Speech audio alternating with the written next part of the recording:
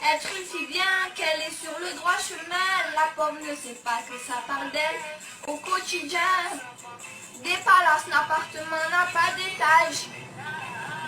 La tasse a bu la tasse. Et oui, Maëva Guénam a été blonde à une époque, celle-ci est révolue, pourtant ça fait toujours parler. Je sais qu'elle vous saoule, je n'ai aucune actu sur elle aujourd'hui, mais dans cette émission, nous allons revenir sur des choses assez polémiques. En effet, le retour de Aja, Sebidadi, Adé Laurent, ça a fait parler. Bastos qui débriefe chaque épisode des 50, il s'en prend plein la tronche. J'ai pas envie de vous mentir, mais cette émission est assez dramatique. C'est d'ailleurs pour ça qu'elle est sur le thème Vénus représentant l'amour, histoire d'envoyer un petit peu de positif tout au long des 2 prochaines heures. Si vous êtes content de me retrouver, que cette émission vous plaît, n'oubliez pas de liker, commenter et vous abonner juste en dessous, ultra important, surtout pour atteindre les 1000 likes et les 50 000 abonnés. En ce qui me concerne, je vous laisse ici et je vous retrouve juste après le générique. N'oubliez pas de vous envoyer de l'amour tout le long de l'émission et c'est parti, générique!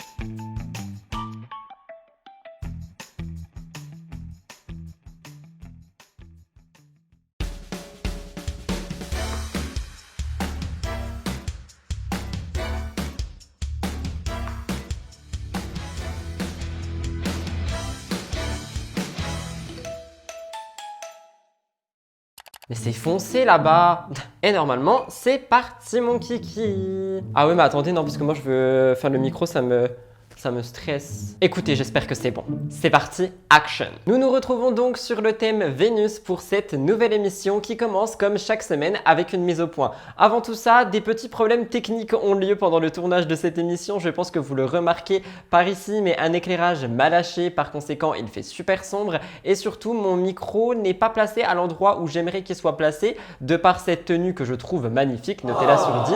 Mais par conséquent, j'ai peur que le son soit un petit peu changeant. Donc j'espère que ça sera pas trop le cas et si c'est le cas, j'arrangerai ça au montage. Mais vous l'aurez donc compris, nous sommes ici pour l'émission de la semaine qui revient sur le thème Vénus. Vénus, pourquoi? Parce que Vénus, c'est toutes les formes d'amour, filial, romantique, amical. On est vraiment sur la planète inspirée de la déesse de l'amour et j'avais très envie de poser cette émission sur l'amour. Mais ce n'est absolument pas la seule chose dont on va parler aujourd'hui. Je sais pas si vous vous rappelez, la semaine dernière, je vous ai posté un sondage dans mon onglet communauté. Dans ce sondage, je vous demandais si vous pensiez que les Français étaient irrespectueux, mal lunés et surtout s'ils étaient aigris. Je sais même plus c'est quoi le sondage exactement, je peux pas inventer des mots. La semaine dernière, je vous partageais un sondage, je vous demandais, trouvez-vous que les Français sont râleurs? Soyez sincères. Et vous avez été 90% sur à peu près 550 personnes à dire que oui. Et j'ai bien aimé ce petit débat qu'il y a eu dans les commentaires où on a pu discuter, etc. Donc je pense que chaque semaine,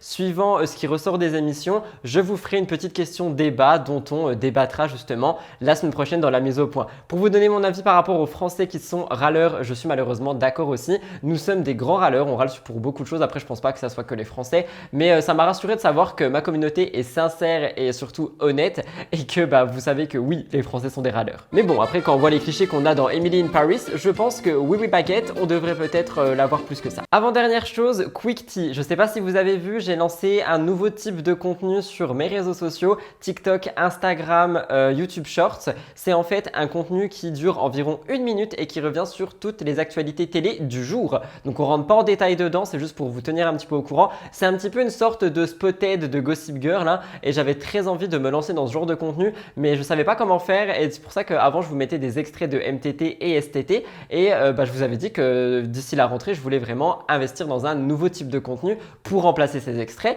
Il y a des personnes qui ont été impatientes avec moi et qui sont parties faute de sous-titres et il y en a d'autres qui m'ont dit ok Rudy, on attend de voir ça et au final Quick Tea vous plaît à mort donc je suis trop content. Peu importe la plateforme, ça déchire tout donc merci beaucoup pour ça. Et enfin, je vous rajoute quelque chose avant d'entrer dans l'émission. J'ai vu pas mal, enfin je dis pas mal, mais en vrai, il y a 2-3 personnes qui m'ont dit que les miniatures déformées dérangeaient un petit peu, que c'était pas cool, les machins et trucs. Et je suis désolé avec vous, enfin du moins avec ces personnes-là, mais comme je l'ai expliqué à chacune des personnes individuellement, premièrement, rien n'est figé dans le temps. C'est pas parce qu'aujourd'hui je déforme des visages que demain ils seront toujours déformés. Vous me connaissez, j'aime beaucoup évoluer, j'adore changer mes DA, mes styles de graphisme, etc. Pour le moment, j'ai trouvé ça stylé parce qu'il me semble que Ocean Amslot Bachelor le fait sur sa chaîne secondaire. Et c'est vrai que ça donnait un petit truc en plus de déformer les visages de 4 mariés pour une lune de miel. Donc j'ai fait une petite formation cet été pour apprendre à justement le faire via Photoshop. Et c'est quelque chose qui personnellement moi, me fait super rire et ça me donne beaucoup d'émotions lorsque je visionne mes miniatures. À côté de ça, je sais pas si vous avez remarqué, mais par exemple, un sujet sensible, Polska, jamais de ma vie je vais déformer son visage. Je reste moi, je reste ultra respectueux. C'est juste que, bah oui, parfois sur une vignette, ça peut être un petit peu plus clickable de mettre une expression ici, de mettre un emoji par là. Et j'ai envie de jouer avec ça. Il n'y a aucun mal à ça. Si jamais ça dérange une personne concernée qui est déformée sur ma miniature, elle a qu'à venir me le dire et je mettrai la version d'avant. Voilà, je voulais clarifier ça parce qu'au fil des semaines, je vois quand même 2-3 personnes dire que je manque de respect, etc. Je suis absolument pas d'accord. Si je manquais de respect, je ferais bien autre chose avec leur tête, croyez-moi. Parce qu'il y en a qui se gênent pas, hein. Faut pas, on vient me dire ça à moi, mais il y en a qui vont totalement déformer des visages alors que la personne est en train de vivre un moment compliqué. Il y en a qui jouent vraiment dessus. Moi, je le fais pas, je reste respectueux alors que je pourrais totalement faire du miniature clickable, mais je n'ai pas envie. J'ai juste envie de changer un peu de DA tout en restant moi. Voilà, c'était peut-être un peu long, mais je pense que c'était nécessaire. On va rentrer dans l'émission pure et dure. Pour vous faire un petit sommaire, on a pas mal de stories de la semaine. Il s'est passé pas mal de choses en story cette semaine. On a un top actu qui est plutôt chargé également, un cœur de l'actu qui est très court et 2 gros dossiers. Le premier revient sur Mélanie Dacruz et tout ce qui se passe et le second, je pense que vous vous en doutez que vous avez cliqué sur cette vidéo pour ça, le retour de Aja, ce que j'en pense, tout ce que j'ai décrypté. J'ai pu parler avec des chroniqueurs, des candidats, des abonnés, des Ajateurs. Je vais tout vous raconter et ça risque de un petit peu péter dans tous les sens. Mais bon, quand on voit comme était l'état du plateau avec Sebi Dadi, je pense que ici ça sera plus calme. Quoi qu'il en soit, c'est donc ça pour le programme de cette émission. Je vous retrouve avec les stories de la semaine dans 4, 3, 2, 1, jingle.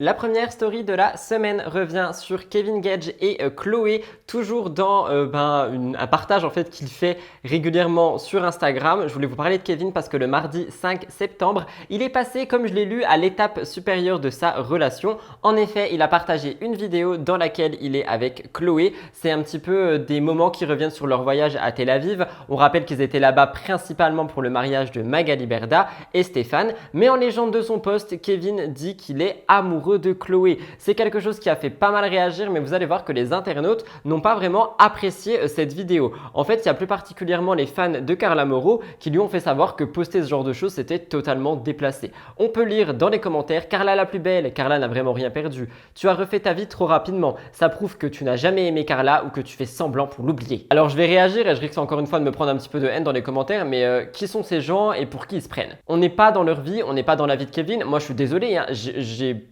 peu aimé Kevin Gage de par les émissions que j'ai vues. Depuis qu'il est séparé de Carla, j'ai l'impression qu'il fait des bons choix. Tu vois, il a décidé de creuser avec Chloé avant de se mettre en couple avec elle. Il a décidé d'attendre que ça soit sérieux avant de la présenter à sa fille et maintenant de nous la présenter à nous. Mais à part ça, il va trop vite et il manque de respect à tout le monde. Je suis désolé, mais j'ai beaucoup de mal avec ce genre de commentaires. Chacun fait ce qu'il veut et au moins j'ai envie de dire qu'on peut s'estimer heureux qu'il partage sa vie privée avec nous. On pouvait également lire: la pauvre fille, elle sait pas dans quoi elle s'est embarquée. Et ben moi je suis pas d'accord. Je trouve que Kevin Gage fait les choses dans le bon ordre, qui fait les choses assez bien et que pour une fois justement on peut souligner ce qu'il fait et je trouve ça plutôt pas mal en fait. Je vais vous laisser regarder la vidéo, vous me direz ce que vous en pensez.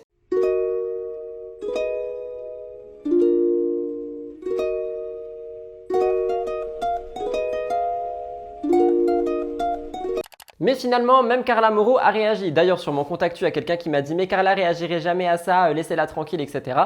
Pourtant, elle a bel et bien posté une story en disant que, en fait, il y a quelqu'un qui lui fait remarquer que sa résilience, etc. est super remarquable. Clara riposte en disant qu'il n'y a rien de plus fort et important que l'amour d'une mère. Ce qui veut donc dire que son rôle de mère couvre absolument tout et qu'elle en a rien à faire que Kevin soit avec Chloé. Je voulais commencer avec ça, je vous laisserai me dire ce que vous en pensez, mais franchement moi j'en peux plus des internautes qui ont vraiment du mal avec Kevin, Jessica Tivna, etc. alors qu'ils font rien de mal pour le coup. Les vlogs d'août, c'est terminé. Lena Situation nous a d'ailleurs sorti un petit bêtisier pour les intéresser sur sa chaîne YouTube qui revient avec les scènes coupées de la saison précédente, etc. Mais ici, je vous parle de ça parce que Lena a partagé des chiffres qui sont absolument remarquables et qui montrent le succès qu'elle a eu pendant tout le mois d'août. Que ce soit au pop-up, sur YouTube ou peu importe, il y a eu beaucoup de succès. Je vous ai fait un petit magnéto récap avec une musique qui a été changée parce que la musique de Lena a des droits d'auteur, pardon. Je vous laisse écouter ça et encore une fois, félicitations Lena pour tout ce projet.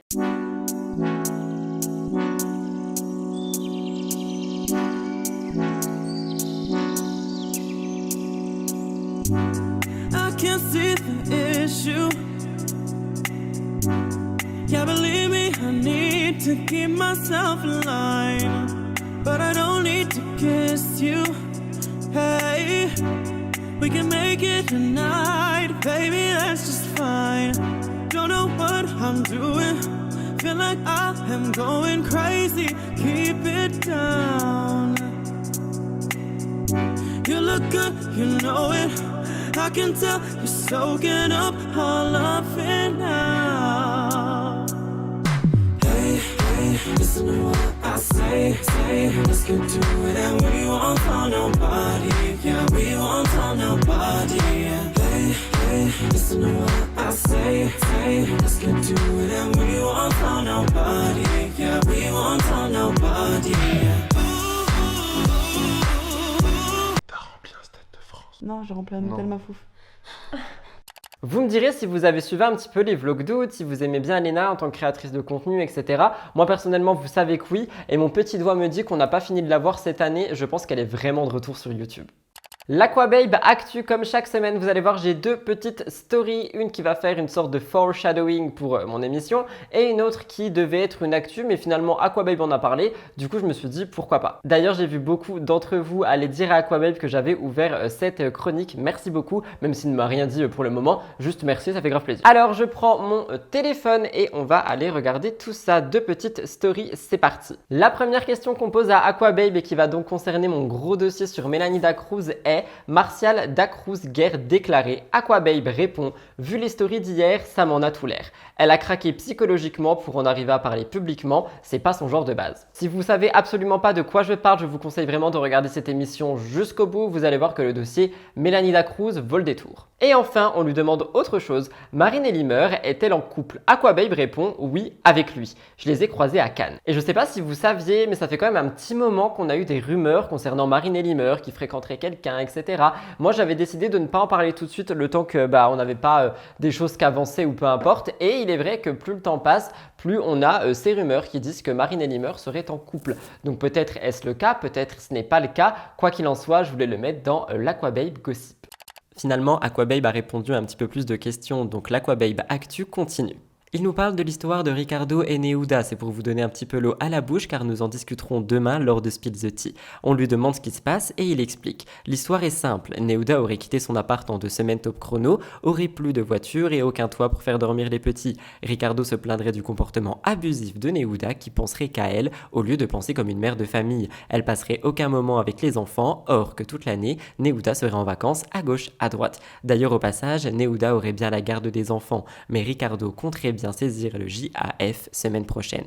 Affaire à suivre. Il continue en disant: selon ma source proche, elle serait amoureuse, sortirait actuellement avec un producteur de musique, elle se serait précipitée à quitter sa vie de maman, quitter son appart et autres pour profiter de sa nouvelle vie un max rapidement. Quoi qu'il en soit, ce sont des rumeurs qui risquent de ne pas s'arrêter pour le moment, nous en discuterons demain dans Spill the Tea.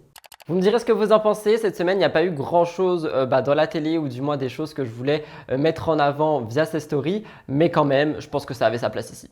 Nous changeons de registre avec Bastos. Bastos s'est donné une sorte de nouveau challenge. Déjà, vous allez voir qu'on va parler énormément de lui dans cette émission. C'est bel et bien la rentrée, il est de retour absolument partout. Mais surtout, il s'est lancé un nouveau challenge. Je crois que ça fait 6 ou 7 jours maintenant que ça dure. Enfin, du moins au moment où je filme. Il prend une douche froide chaque matin ou chaque soir, je ne sais plus. Et en fait, ça lui permet de faire des économies d'eau, donc ça permet d'aider la planète. Mais surtout, ça a pas mal de bienfaits sur le corps. Je ne sais pas si vous saviez, mais les douches froides permettent notamment à la circulation sanguine de mieux se passer justement, mais aussi à rendre la peau plus ferme, plus lisse et plus, pas élastique, mais vous savez, les pores resserrés, etc. Quoi qu'il en soit, c'est quelque chose que Bastos fait et met en avant. Honnêtement, je trouve ça plutôt pas mal parce que ça permet un petit peu de montrer les bienfaits d'une douche froide. Lui, on n'a pas encore beaucoup parlé, il me semble. Moi, j'ai fait quelques recherches, je vous laisse regarder.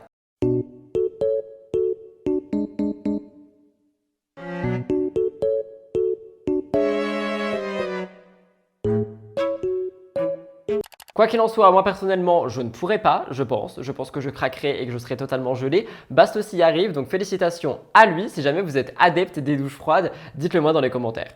Avant-dernière story de la semaine, on revient sur Polska. Je vous en ai parlé il y a quelques semaines. Polska a décidé d'arrêter les réseaux de charme pour se consacrer à vraiment de la création de contenu, Twitch, YouTube, etc.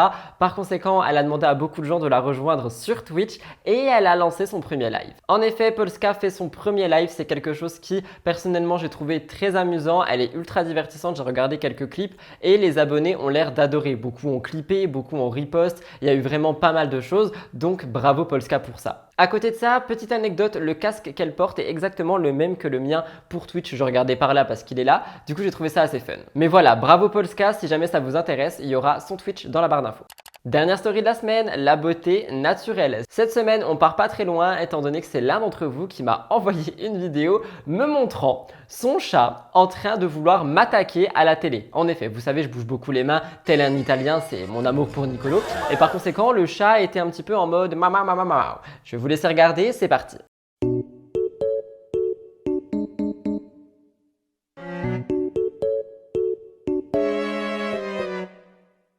Merci à l'abonné qui m'a envoyé cette vidéo qui m'a fait beaucoup sourire et que je peux donc mettre en avant dans mon émission. Les stories de la semaine, c'est maintenant terminé. On se retrouve après le jingle pour le top actu.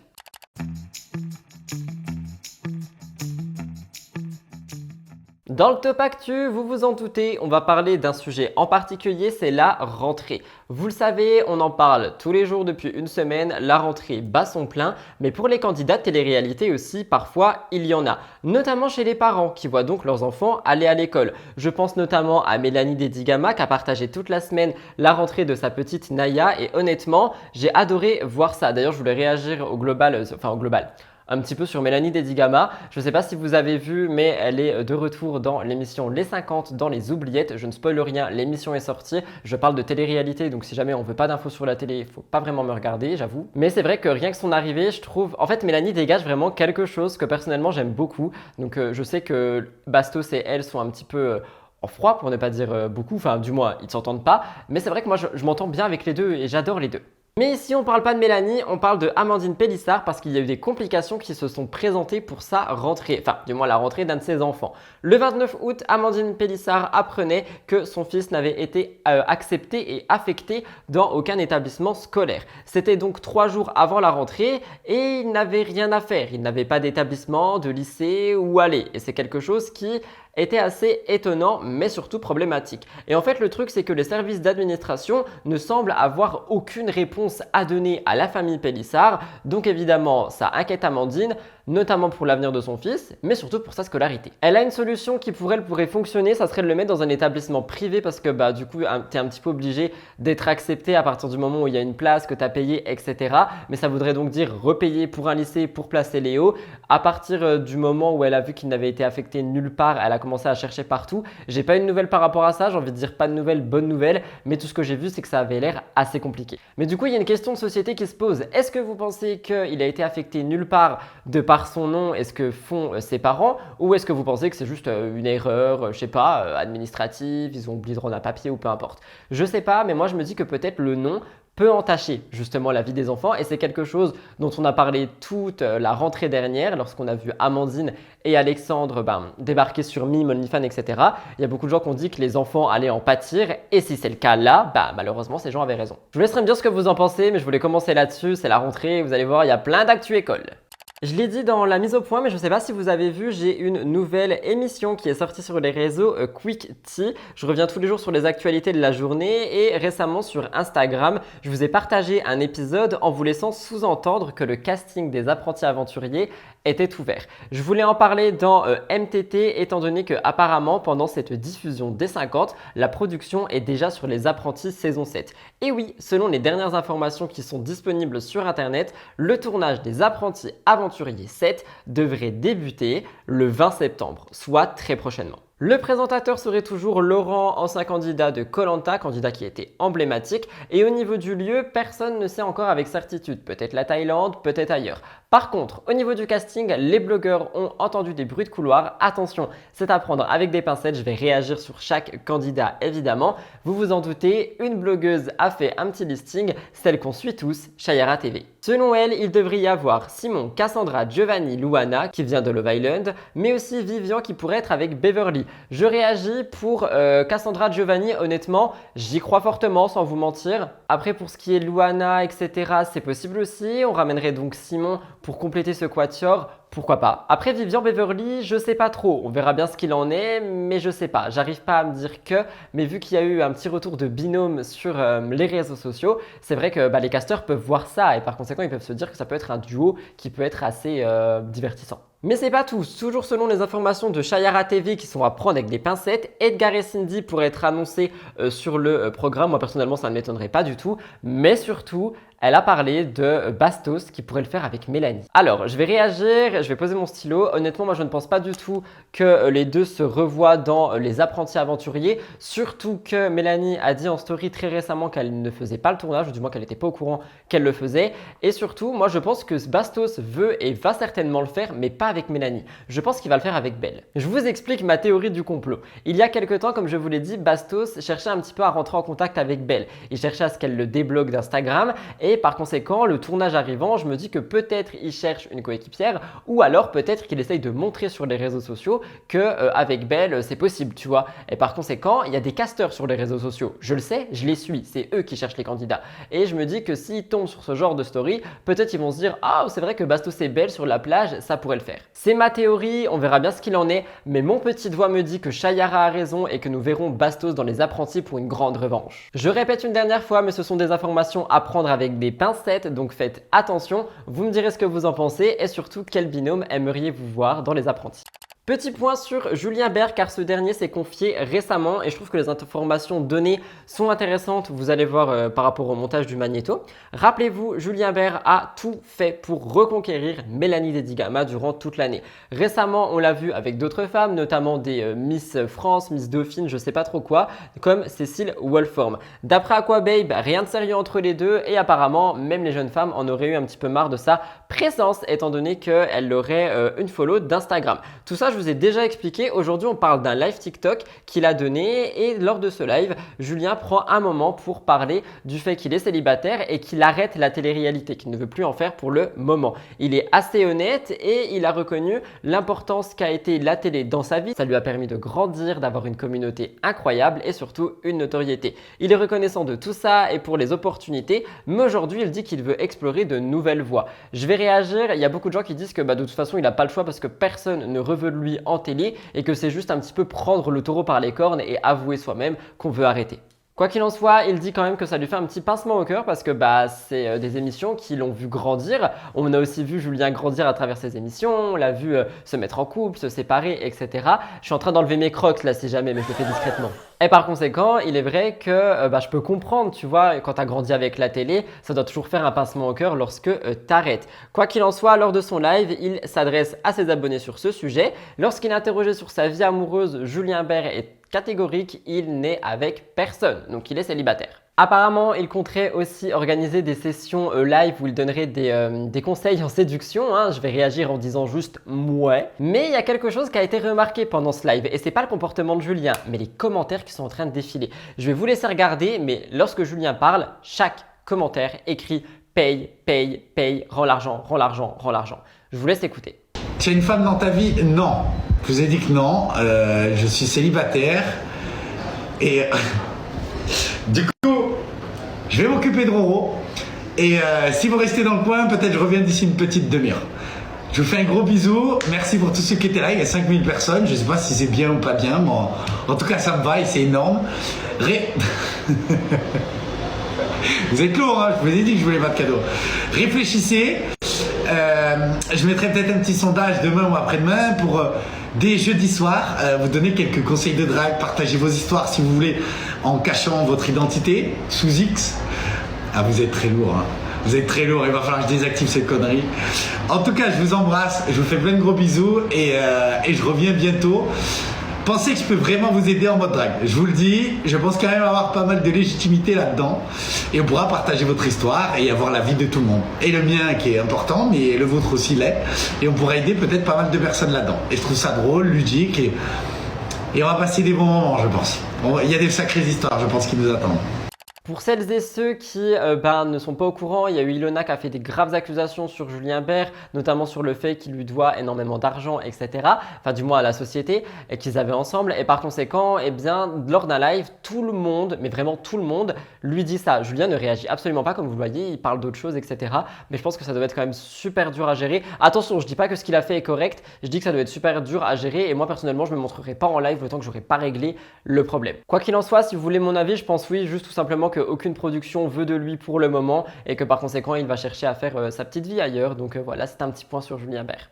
Deuxième rentrée, deuxième famille, la famille Tivna Garcia. Toujours dans la famille, c'est la rentrée, d'autres choses se sont passées. Vous avez compris le jeu de mots? C'est la famille, rentrée, c'est la rentrée, famille, non? Ok. Bref, vous le savez, dernièrement, plusieurs abonnés critiquaient Jessica. En effet, suite à l'achat qu'elle a fait d'une maison pour ses parents, il y a beaucoup de gens qui ont dit que c'était pour avoir la main sur eux, que c'était pour les contrôler. Enfin bref, personne n'y voit le positif. Et Jessica, je voulais vous donner des réponses par rapport à ça, mais elle a choisi de pas répondre. Donc pour l'instant, je ne peux rien vous dire. Vous l'aurez compris, surtout à travers tout ça, Jessica, Tivna et Thibaut sont très famille. Par conséquent, lorsqu'il s'agit de partager des choses en rapport avec leur famille sur les réseaux sociaux, ils le font très souvent. D'ailleurs, comme le rapportent les médias ici officiel.fr, Jessica Tivna prend souvent la parole pour partager sa fierté d'avoir 2 enfants, qu'elle éduque, etc. Elle explique que c'est une maman qui est ferme mais aussi assez flexible, qu'elle leur donne beaucoup d'amour mais qu'elle ne se laisse pas faire non plus. Moi, je trouve que Jessica et Thibaut sont de très bons parents. Malheureusement, Mylon, lui, est un petit peu casse-cou. Il est un petit peu maladroit. Et en fait, Jessica explique qu'il s'est blessé, qu'il a des bleus sur le corps, notamment sur la tête, etc. Et juste qu'il est maladroit et que du coup, ça risque d'arriver souvent. Et Jessica dit qu'elle a peur en fait de la rentrée et que les professeurs pensent qu'elle maltraite son enfant, etc. Et c'est vrai qu'avec un nom, en plus, ça peut aller très vite, ce genre de rumeur. Donc Jessica prend les devants en postant des stories, en expliquant que Mylon est juste un petit peu casse-cou, qu'il est maladroit et que elle espère qu'elle n'aura pas de problème avec ça. Personnellement, j'ai trouvé ça assez fun, même si effectivement ça doit faire super flipper. Je vous laisse regarder. Donc vous savez, Mylon il lui a dit j'ai plongé dans le lagon. Vous vous souvenez quand il avait plongé dans le lagon, évidemment il a plongé dans le sol. Et là du coup la maîtresse on explique à la maîtresse qu'il a plongé dans un lagon et qu'il a plongé dans le sol en fait. Donc bref. Et là, je sais qu'on va arriver lundi, qu'elle va dire Mylon, qu'est-ce que t'as fait ici? Ah, je vous jure, elle va croire qu'on le fracasse alors que mon fils, c'est Pierre Richard. Je sais pas ce qu'il fait. Je sais pas comment il se débrouille. Qu'est-ce que tu veux? Mais c'est vrai que pour réagir, bon après je pense pas que ça arrive ici, mais ce genre de rumeur ça peut aller très vite, surtout quand tu es médiatisé à ce point, que tu es ultra exposé, que qu'encore une fois tu as plein de gens qui te détestent sans forcément de raison valable, parce que pour moi la haine n'a pas de raison, mais c'est vrai que ça peut être assez compliqué parce qu'il suffit que quelqu'un prenne une photo ou machin et bidule et dise regardez Jessica frappe son enfant ou je sais pas quoi, les rumeurs peuvent aller très vite, on l'a vu avec Poupette, on peut le voir avec d'autres candidats aussi, donc je pense qu'il faut faire quand même assez attention. Mais je voulais le placer là parce que c'est la rentrée, ça fait partie de ça. Il est 9h03, je suis en train de fondre, mais j'ai jamais vu ça, on dirait un glaçon. J'ai trop peur que le son du micro soit nul. Je me dis, ce tournage, j'espère il va pas être catastrophique. Je place un trigger warning pour cette actualité. Nous allons parler d'une TikTokeuse qui, vous allez voir, mais surtout, je voulais placer aussi ici, faites attention avec TikTok, les plus jeunes qui me regardez, s'il vous plaît. On en parle souvent dans mes émissions, mais TikTok a quand même une sacrée influence et parfois pas que positive, on va pas se mentir. On a déjà vu des challenges qui étaient ultra problématique et vous allez voir qu'on va aussi reparler d'un challenge plus tard dans l'émission, mais ici on parle d'un crime qui s'est passé. Nous sommes au Royaume-Uni, une influenceuse de 24 ans, Mahek Boukari, et sa mère Ansrine, âgée de 41 ans, ont été condamnées à la prison à perpétuité pour le double meurtre de 2 jeunes hommes qui étaient âgés de 21 ans. En effet, ces 2 hommes, Sakib et Hashim, ont été victimes d'un accident de voiture qui a été faite à cause d'une course-poursuite qui a été donc fatale pour ces 2 jeunes hommes. Ils étaient à ce moment-là poursuivis par les 2 femmes ainsi que plusieurs complices à bord de 2 voitures dans un comté en Angleterre, celui de Leicester. C'est une affaire qui est ultra sombre et qui démarre lorsque Hussein menace la maman avec qui il a entretenu une relation. et il la menace de dévoiler des photos intimes sur internet alors que on rappelle que c'est la mère d'une tiktokeuse connue, du coup ça peut créer vraiment beaucoup de problèmes. Donc en fait ils ont voulu se rencontrer pour échanger les photos contre une somme d'argent un petit peu à l'amiable, etc. Mais ça n'a pas tourné comme ça du tout et les choses ont vite enveniné.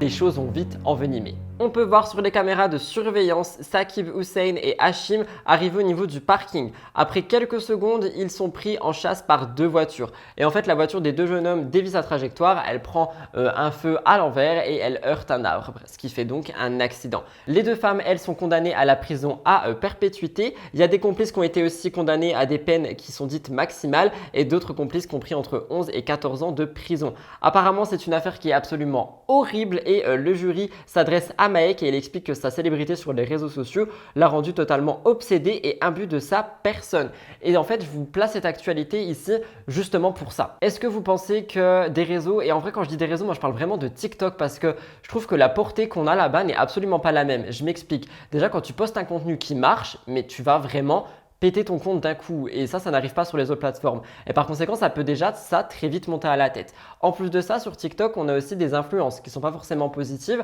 On a tous ces challenges comme le Barbie Challenge, le machin challenge, le bidule challenge qui sont des influences absolument négatives qui peuvent te causer des dommages corporels, physiques, mentaux et on en a déjà parlé. On en reparlera dans cette émission, vous allez le voir. Par conséquent, j'ai envie de rejoindre ce que le magistrat pense et peut-être que TikTok peut me monter à la tête. Peut-être que ça peut totalement changer et ta manière de penser, ta manière de voir les choses, ta manière d'être qui tu veux être et tout ça. Et par conséquent, oui, ça peut être problématique et ça peut très vite causer des problèmes de comportement comme ici. Parce qu'ici, on parle quand même de quelqu'un qui a voulu se protéger de photos dites intimes et peut-être qui a voulu se venger de la menace aussi qu'elle a reçue. Et par conséquent, enfin, c'est pas comme ça que ça se passe, tu vois, et c'est pas censé se passer comme ça. Et là, il y a 2 morts en jeu. Donc voilà, c'est pour dire vraiment de faire attention avec TikTok. Vous allez voir, on va reparler d'un challenge dans quelques instants. Et c'est une application qui personnellement, moi, me terrifie. Je suis beaucoup plus créateur que consommateur sur TikTok et j'ai envie de dire tant mieux. Toujours hors télé, je replace un trigger warning. Cette actu aurait pu littéralement être sur ma chaîne True Crime Murders Explained. On retourne aux US et cette fois-ci à Washington. Un drame s'est produit là-bas, je vous raconte. En effet, Naima Legan, une jeune fille de 16 ans originaire de Waldorf aux États-Unis, a perdu la vie dans une violente bagarre qui a fini à l'arme blanche. Les autorités locales ont rapidement réagi à tout ceci et ça a conduit à l'arrestation d'une autre adolescente qui avait aussi 16 ans. Le drame s'est déroulé dimanche au petit matin à l'extérieur d'un McDonald's. La police métropolitaine de Washington a été alertée au moment où Legan a été transportée à l'hôpital par des proches après avoir été poignardée. Donc la police a entendu tout ça et ils se sont déplacés. Malheureusement, même tous les efforts qui ont été faits pour la sauver à l'hôpital et tout ça, elle n'a pas pu être sauvée et elle est morte. Les autorités ont arrêté une autre adolescente qui n'a donc que 16 ans et elle est suspectée d'être impliquée dans la mort de Naima. Elle a eu plusieurs accusations graves, je cite, meurtre au second degré, agression avec intention de tuer, agression aggravée, agression criminelle et le port d'une arme dangereuse. Le détective, selon le Washington Post, a dit que la dispute était autour d'une sauce aigre-douce et qu'elle est morte à cause de ça. En fait, il y a eu un problème à cause d'une sauce et puis il y en a une qui a commencé à agresser l'autre, c'est parti assez loin, on a vu une arme blanche et Legan a été poignardé et malheureusement tué. Et ça, c'est quelque chose aussi que je trouve, mais tellement, c'est un fléau en fait. Et on en parle souvent dans mes émissions. Mais est-ce que vous vous rendez compte des personnes qui ont moins de 18 ans, qui sont soit criminels, soit victimes de criminels en ce moment? Je ne sais pas si on se rend compte, mais plus le monde avance et plus personnellement, ça me fait flipper. À chaque fois, on me dit oui, mais Rudy, t'abuses, tu vois que le négatif, etc. Non, c'est statistique, je suis désolé. Plus on avance dans le temps, plus on a des choses de ce type qui arrivent. Et personnellement, moi, ça m'effraie beaucoup pour l'avenir. Ça me donne aussi absolument pas envie d'avoir un enfant parce que j'ai peur pour lui. Et voilà, enfin bref, moi, je trouve que tout ceci est très anxiogène. C'est notamment pour ça que j'ai placé un trigger warning. Et je voulais quand même le placer ici parce que ça fait partie de l'actualité. Vous m'avez demandé aussi de revenir un petit peu sur des faits divers hors télé. Mais je vous avoue que parler de ces deux trucs-là, c'est pas ça m'angoisse, mais je me dis, le monde va mal en fait. Jazz Correa s'est montrée assez vulnérable récemment, en pleurs, je vous explique. On rappelle que l'été n'a pas du tout été de tout repos pour elle. En effet, pendant l'été, on a eu des images d'elle en train de fumer, en train de se battre, etc. C'était quelque chose qui a fait une énorme polémique, j'en ai parlé aussi d'ailleurs. Elle est restée en retrait sur les réseaux sociaux après ça. Elle a publié très rarement des photos de vacances, certainement pour justement cacher le fait que peut-être elle se battait encore, qu'elle buvait ou j'en sais rien, alors qu'elle est enceinte. Jazz s'est montrée un petit peu moins transparente avec sa communauté cet été, mais c'est pour des raisons bien fondées selon elle. En effet, sur une story Instagram, elle admet avoir réalisé certaines choses. Elle dit que les critiques et les messages qu'elle reçoit en privé sont en train de l'épuiser et que maintenant en fait elle voit des menaces partout. Et je vais réagir, Jazz n'est pas la seule créatrice de contenu influenceuse candidate qui dit ce genre de choses. J'ai déjà vu d'autres personnes dire ce genre de choses que à force de critiques, à force d'insultes, à force de machin, et bien parfois on se sent menacé pour la moindre publication qu'on met. C'est-à-dire que poster une story peut être menaçant, poster une photo peut être menaçant, être dehors peut être menaçant, donc je peux comprendre Jazz. Mais après, il faut aussi voir cette situation de l'autre côté et se dire qu'en tant que créateur de contenu, influenceur et candidat télé-réalité, eh bien, tu réfléchis à ce que tu mets sur les réseaux sociaux. Par exemple, je ne vais pas vous poster, je sais pas moi, le fait que Blue ait fait une bêtise et que je l'engueule. Effectivement, on va me dire oui, mais peut-être nanana, oui, mais nanana, oui, mais nanana. Mais j'aurais choisi de vous montrer ça. Donc, j'aurais choisi d'avoir des critiques par rapport à ça. Et je vous dis notamment ça parce que Jazz ou d'autres candidates sont les premières à montrer des choses qui peuvent être critiquables, qui peuvent être critiquées, mais après disent ne pas avoir les épaules pour endurer les critiques. Donc ça, c'est aussi dans les deux sens en fait. Les internautes doivent respecter les candidats, etc. Mais les candidats aussi doivent faire en sorte de ne pas poster des choses qui peuvent les mettre dans des sauces. Je pense notamment à d'autres personnes qui, eux, aiment bien tout simplement poster des stories piquantes, des stories un peu touchy, des trucs qui vont faire un petit peu buzzer pour pouvoir rebondir dessus. Donc après, c'est chacun gère les choses comme il le souhaite, mais c'est vrai que quand je vois Jazz dire qu'elle se sent menacée à chaque post, etc., eh bien, commencer par arrêter d'insulter les gens, peut-être faire corriger ses messages, etc., ça pourrait être des choses qui l'empêcheraient de recevoir des messages méchants aussi. Je pense notamment à Maeva et sa rédemption. Là, la semaine dernière, on parlait du fait qu'elle montrait ses fesses en story pour dire qu'elle avait un problème d'injection. Mais qui montre ça? Ou on peut encore rebondir sur Hilary et le cimetière. Ça me dérange pas qu'elle y aille et qu'elle en parle. Au contraire, c'est bien. La mort fait partie de la vie, mais pourquoi filmer des tombes? Je comprends pas.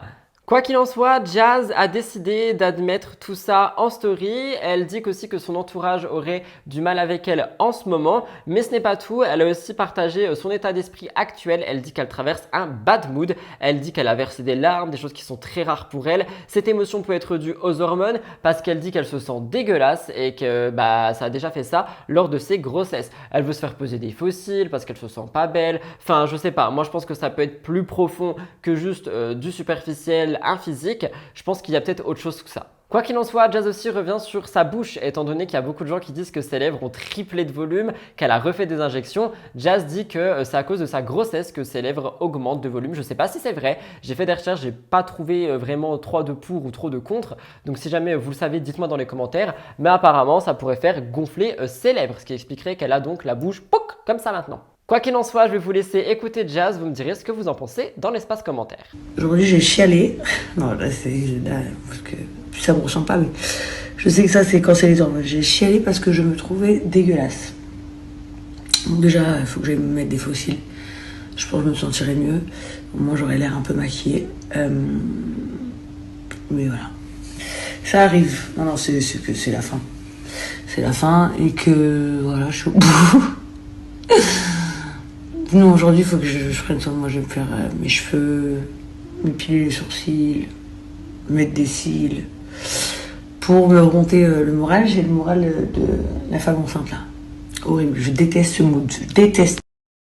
Alors ça fait plusieurs semaines qu'on suit le quotidien de Rim et Vincent, parce qu'il y a beaucoup de rumeurs autour d'eux. Aujourd'hui, eh bien, ça n'a pas échappé non plus.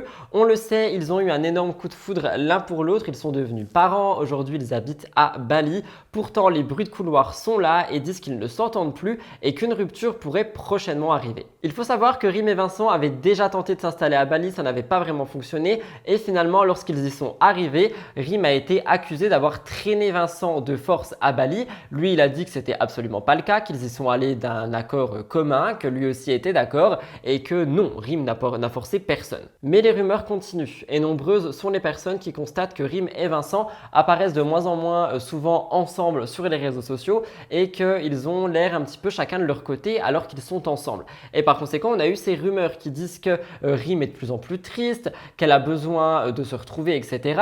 De son côté, Rim a admis qu'elle avait besoin de se retrouver, qu'elle a besoin de se reconnecter avec elle-même.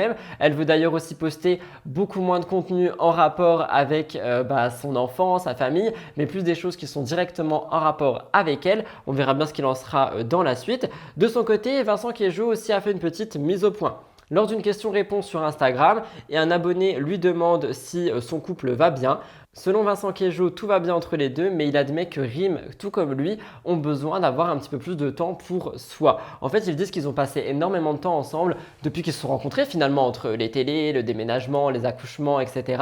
Et qu'aujourd'hui, eh bien, ils auraient besoin d'un petit peu se retrouver seuls. Donc c'est pour ça qu'aujourd'hui, ils sont à Bali, mais ils profitent de moments séparés pour se retrouver avec eux-mêmes, pour ensuite partager des moments en famille. Et pour être honnête, il n'y a rien de mal à ça, hein. Pour réagir, c'est totalement vrai, on a aussi besoin de nos moments à nous, on a besoin parfois de ne pas tout le temps être collé à l'autre. Au début, j'étais le genre de personne qui pensait que être en couple, c'était vraiment être collé H24, tout partager à 100%, que si jamais je passe, je sais pas, 2 jours sans voir mon conjoint, les choses vont être vraiment tristes, etc.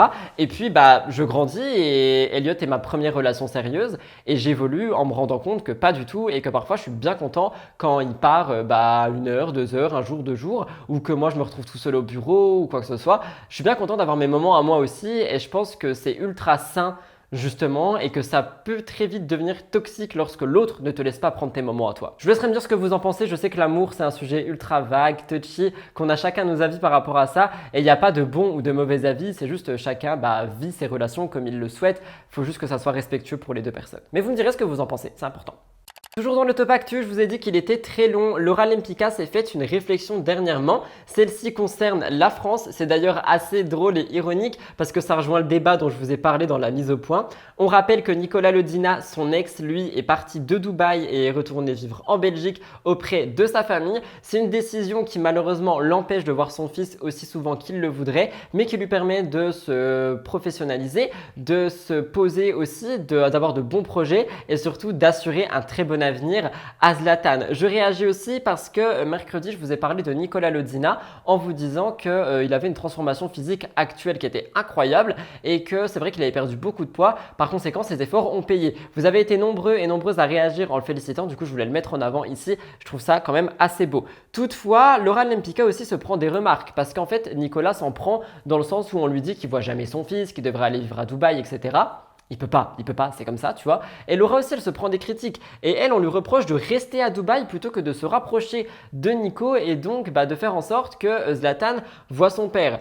Quoi qu'il arrive, il y a bien une chose qu'on peut ne pas reprocher à ce couple, c'est que depuis qu'ils sont séparés, ils font absolument tout ce qu'ils peuvent pour le bonheur de leur fils. Et honnêtement, ça pour moi c'est beau et c'est plus important que la distance. Je m'explique, il y a beaucoup de gens qui disent que ouais mais regarde, elle est à Dubaï, lui il est en Belgique, du coup c'est ultra compliqué pour l'enfant, il voit jamais ses parents, nanana nanana. Je suis désolé, je les suis sur les réseaux sociaux et je trouve que Nicolas voit quand même souvent son fils sachant qu'il est à Dubaï, tu vois. Il y a des couples qui vivent, je sais pas, à 10 km l'un de l'autre, l'enfant ne voit jamais les deux parents parce qu'ils sont jamais là pour lui, parce qu'ils n'acceptent pas, etc., etc. Donc mieux vaut avoir un enfant qui voit son père 2 semaines, mais 2 semaines d'affilée tous les 2 mois et il passe des bons moments quand il voit ses parents, ça se passe bien et il a un bon environnement plutôt que quelqu'un qui voit son père ou sa mère toutes les semaines et qui a un environnement ultra stressant, colérique, etc. Donc non, moi je suis pas d'accord. Si Laura se plaît à Dubaï, qu'elle a sa vie là-bas et que Zlatan s'y plaît aussi et que à côté de ça, elle le ramène en Belgique et que lui parfois il va à Dubaï, il n'y a rien à dire. Pour moi, je suis désolé, les deux ils gèrent à mort. D'ailleurs, les deux ont prévu de partir en vacances ensemble avec leur fils, mais pour un déménagement en France, Laura n'a pas l'air chaude. Il y a quelques semaines, Laura affirmait que sa vie était à Dubaï. Elle disait que Zlatan y était très heureux et qu'ils avaient toutes leurs habitudes. Elle parle aussi de la sécurité, du fait qu'ils se sentent libres là-bas, qu'ils sont libres tous les deux, qu'il n'y a pas des followers, etc. qui peuvent les suivre ou peu importe. Donc Laura est catégorique. Elle n'a pas l'intention de revenir en France dans l'immédiat, mais du coup on lui demande si elle compte revenir plus tard pour un petit séjour ou peu importe. Laura répond « Non, j'aime mon pays, mais l'insécurité est trop présente, je ne m'y sens pas en sécurité. La France a changé. » Je vais réagir et honnêtement, ça rejoint un petit peu ce qu'on a dit dans la mise au point. Et c'est vrai que pour moi, la France, c'est toujours un pays où il y a de la sécurité, mais contrairement à d'autres pays, on est assez loin, tu vois, on est en retard sur beaucoup de choses et j'ai l'impression que plus on avance, plus on régresse. Quoi qu'il en soit, les déclarations de Laura, au final, elles surprennent personne parce qu'il y a beaucoup de candidats de télé-réalité qui disent la même chose, mais voilà, c'était pour vous le mettre en avant. Avant-dernière actu de ce top actu à rallonge, un challenge TikTok. Encore une fois, on parle de TikTok, je place un trigger warning. Vous le savez, des challenges ont vu le jour au fil des mois et des années et certains ont été dangereux. Notamment avec le Barbie Challenge dont on a déjà parlé, avec les médecins qui disaient que ça pouvait littéralement te détruire la colonne vertébrale. On a eu un autre challenge au mois de février où on devait venir se faire des marques sur le visage en se pinçant, en se griffant, en se frappant. On en a discuté aussi.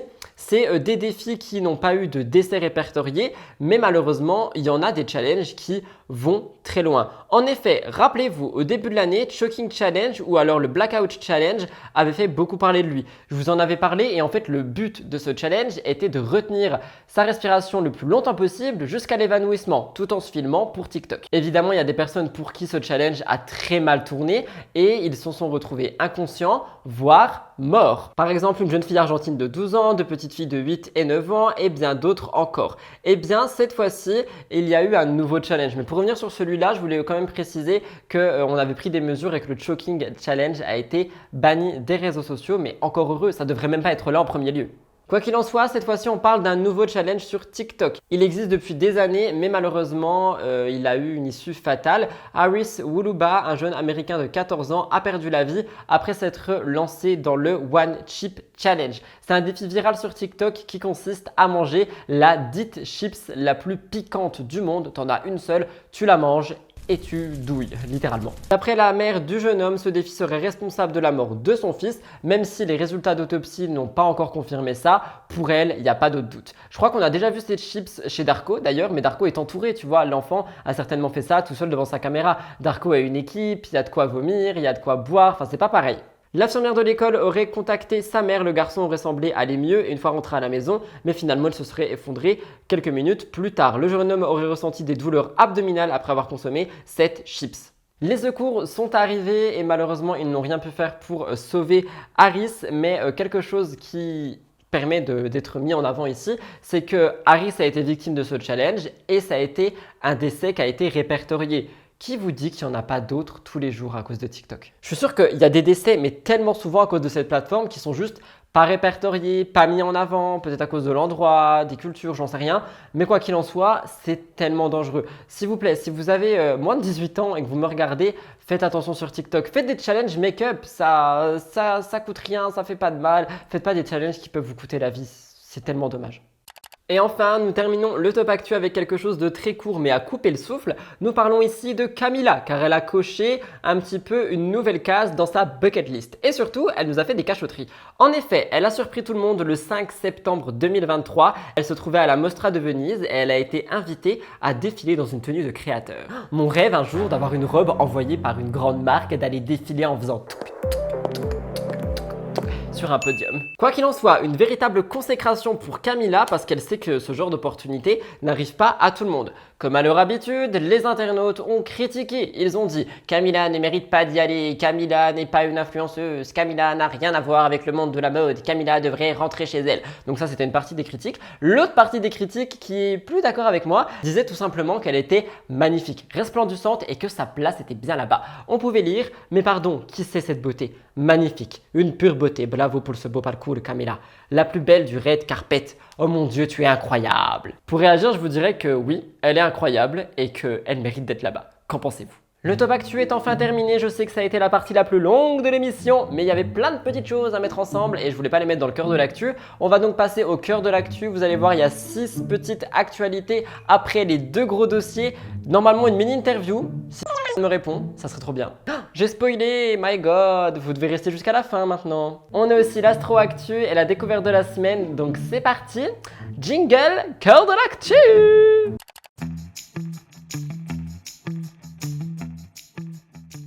Par contre, vraiment, ma vie, Rudy du montage, ramène de l'eau pendant que tu tournes des émissions, tu crèves de soif. Ma gorge, elle est là, c'est un désert, elle fait...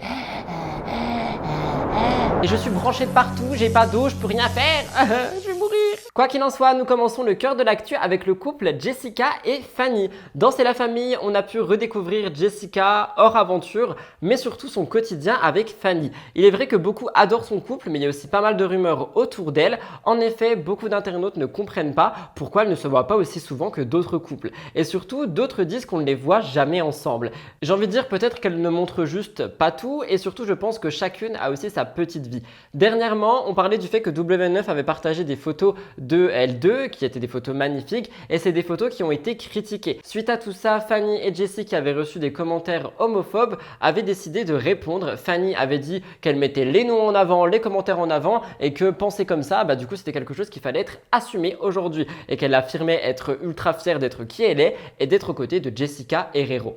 Dans sa publication du 1er septembre 2023, Jessie fait un question-réponse et elle répond à une question d'un de ses abonnés. En fait, on lui fait une remarque qui concerne le fait qu'elle est fatiguée et elle répond en disant que depuis son retour d'Italie, elle était à Venise, elle se sent assez épuisée mais qu'aujourd'hui ça va mieux. Et quand on creuse un petit peu plus loin, on se rend compte qu'on lui fait remarquer « on ne vous voit pas souvent ensemble ».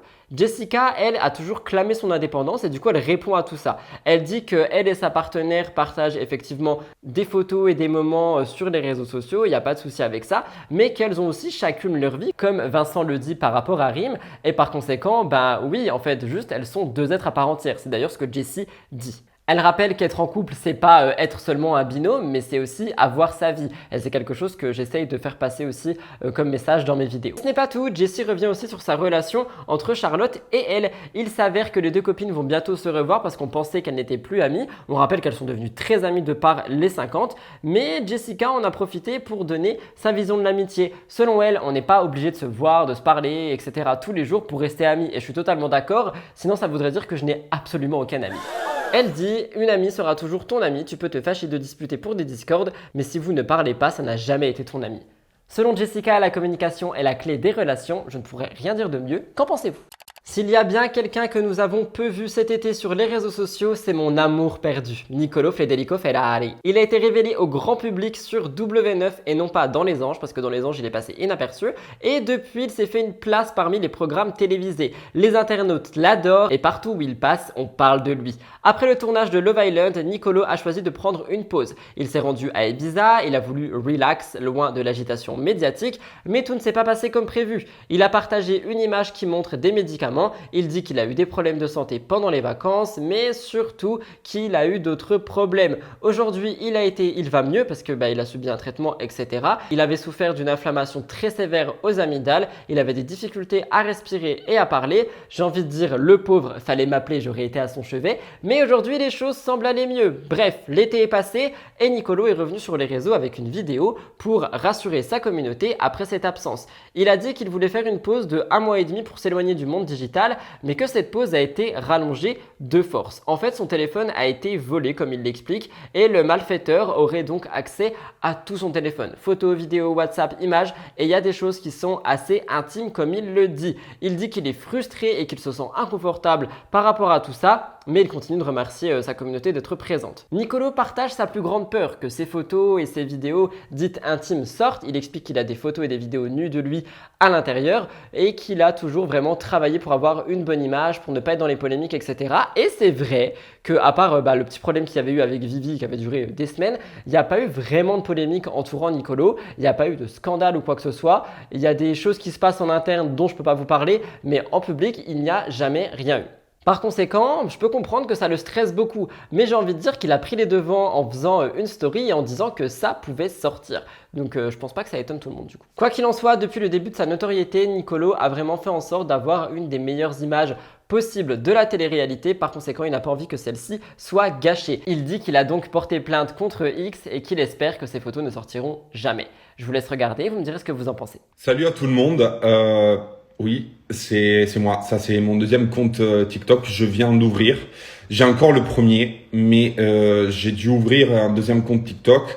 Maintenant, je vais vous expliquer le pourquoi du comment. Ça fait 1 mois et demi que je suis absent de tous les réseaux sociaux. J'ai voulu prendre une petite vacance de tout. J'avais besoin de retrouver et de me déconnecter un petit peu du monde virtuel, on va dire ça comme ça.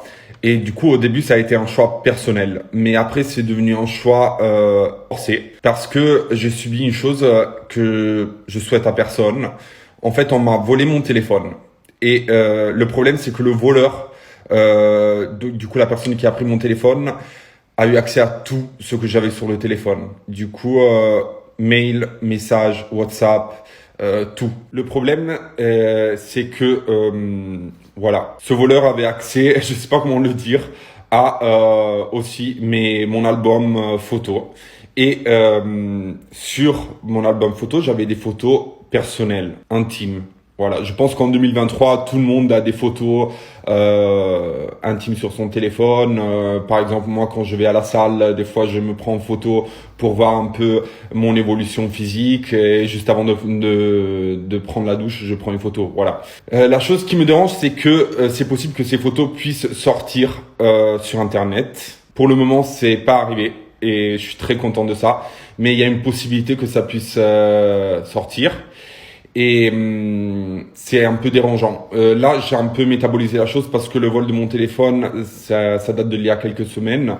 Mais c'est vrai que ça me dérange un petit peu parce que j'ai quand même bossé énormément pour avoir une image clean. Je suis quelqu'un qui n'a pas de scandale, qui n'a pas voilà des bad buzz et tout ça. Et le fait de vivre un petit peu peut-être une chose de ce genre, ça me déplaît énormément. Bien évidemment, déjà porté plainte. Je sais pas qui m'a volé mon téléphone. Du coup, voilà, j'ai porté plainte, mais j'ai pas une personne suspecte de m'avoir volé le téléphone.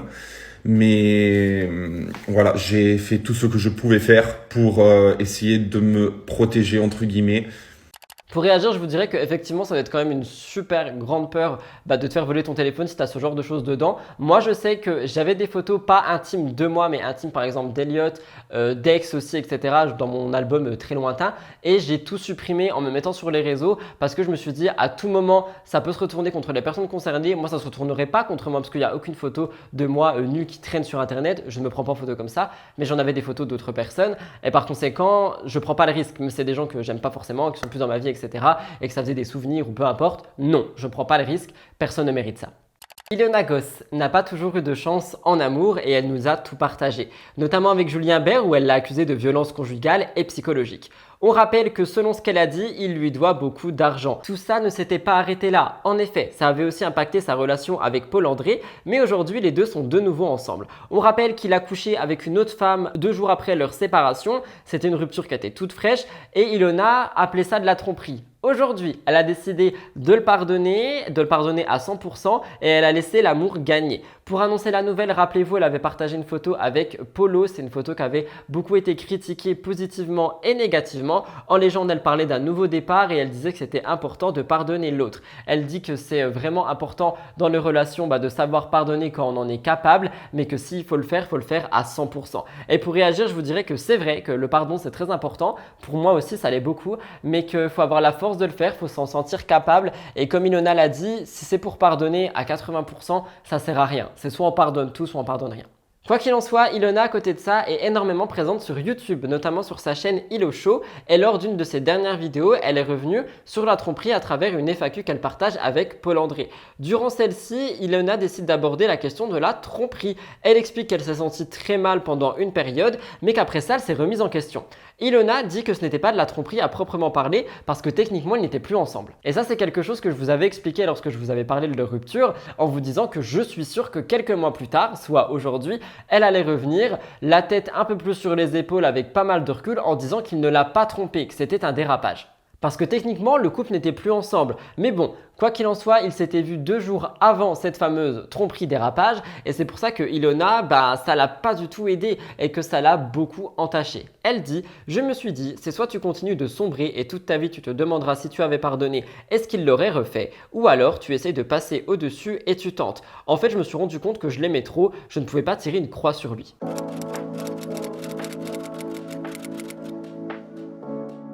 C'était soit ça, soit la mort. Donc, non, je rigole. Non, en fait, il y a un moment donné où je me suis sentie tellement mal et je me suis un petit peu remise en question aussi. Effectivement, c'était pas de la tromperie puisqu'on n'était plus ensemble. Mais malgré tout, ça faisait que 2 jours de séparation, on s'est revus 3 jours après, donc je le considère comme une tromperie. Même toi, je pense que tu le considères comme une tromperie. C'est juste qu'il y a un moment donné où j'étais tellement mal, c'était déjà jamais arrivé, c'était dans des circonstances spéciales, et je me suis dit, il y a un moment où je me suis regardée, je me suis dit voilà, c'est soit tu continues de sombrer et toute ta vie, tu te demanderas si t'avais pardonné, est-ce qu'il l'aurait refait, ou alors tu essayes de passer au-dessus, tu tentes, et au pire, tu regretteras et tu le quitteras parce qu'il recommencera en fait, tout simplement. En fait, je me suis rendu compte que je l'aimais trop et que je pouvais pas juste tirer une croix sur lui. Donc du coup, j'ai décidé de tenter le coup. Et au final, j'ai l'impression que c'était une bonne idée. Très bonne idée. À côté de ça, Ilona répond à une autre question en lui disant est-ce que tu as réussi à pardonner à 100%? Et elle répond que oui. Elle dit que ça n'a pas été facile, que ça soit d'un côté ou de l'autre, parce qu'il y a fallu beaucoup de communication, il y a fallu pas mal de temps aussi, le temps fait très bien les choses. Mais aujourd'hui, c'est un couple qui a l'air solide et qui a l'air de repartir sur des bases beaucoup plus saines. Ce que j'ai toujours souhaité pour les deux, parce que pour moi, c'est une sorte de couple goal qui avait surtout besoin d'un petit peu de temps. Adé Laurent et Léa Marie, c'est terminé. Attendez, parce qu'au moment où je vous écris ça, il y a eu Aja, etc. Je regarderai s'il n'y a pas eu d'informations supplémentaires, mais apparemment c'est vraiment terminé. Il y a quelques mois, Léa Marie, qui est l'ex de Sebi Daddy, officialisée avec Adé Laurent, meilleur ami de Sebi Daddy. C'est une situation qui était absolument, j'ai envie de dire, scénarisée. Et surtout, il y a beaucoup d'abonnés qui n'y croyaient pas. Pour tout le monde, ce n'était que du buzz. Sebi Daddy aussi s'en était mêlé. Il avait fait des live TikTok où il voulait faire de la sorcellerie sur Adé. Il avait convoqué un homme qui avait dit qu'il avait eu des relations avec Adé pendant qu'il était avec Léa Marie. Enfin bref, pas mal de choses. Et ça avait déjà mis la puce à l'oreille de Léa Marie qui se disait « Ok, peut-être que finalement, on va se séparer. » Et c'est vrai que moi, j'ai envie de croire que Léa Marie était sincère avec lui. Est-ce que ce couple était sincère? Je sais pas, mais je crois que Léa Marie l'aimait vraiment, non? Quoi qu'il en soit, Léa Marie explique que lorsqu'ils sont arrivés en France, eh bien les choses ont changé. Elle explique qu'elle sait qu'en France c'est une superstar et que son comportement allait être différent. Et par conséquent, c'est quelque chose qui s'est passé et ça a causé la rupture entre les deux, étant donné que Léa Marie n'a absolument pas supporté le nouveau comportement de Sebi Daddy. De Adé Laurent, pardon, Adé Laurent. Apparemment, Adé Laurent lui proposait d'être ami, mais Léa Marie ne veut pas. Il l'aurait aussi trompé en Grèce, si j'ai bien compris. Enfin bref, vraiment un gros bordel. Tout ce qu'il y a à retenir de tout ça, c'est que ce couple, qui était apparemment un faux couple, ne serait plus en couple. Je vous laisse regarder Léa Marie. Je vous jure que c'était une vraie relation vraiment très fusionnelle. Beaucoup de passion. On rigolait énormément, etc. Et c'est vrai que par amour, on va dire, on va pas dire que je l'aimais non plus. On peut pas aimer quelqu'un aussi vite, mais on va dire que par amour, j'ai accepté son travail, j'ai accepté le fait qu'il soit qui il est en fait. Moi, j'ai décidé de l'accepter, étant donné que j'étais H24 avec lui, je me faisais pas forcément de soucis. Ensuite, on arrive à Cannes, donc tout se passait bien aussi, etc. Mais c'est vrai que j'appréhendais un peu le fait de venir en France avec Adé, parce que comme il est connu en France, il se comporte pas forcément de la même manière qu'il peut se comporter à Miami, parce qu'à Miami il est pas connu. Donc petit à petit, il s'est éloigné de moi, j'ai pas trop compris. On vivait ensemble, on était dans la même chambre, mais il s'est éloigné de moi petit à petit. En fait, je le sentais un peu qu'il parlait à d'autres gens sur son téléphone, il commençait à me dire je fais des journées avec mes potes, donc il partait avec ses potes.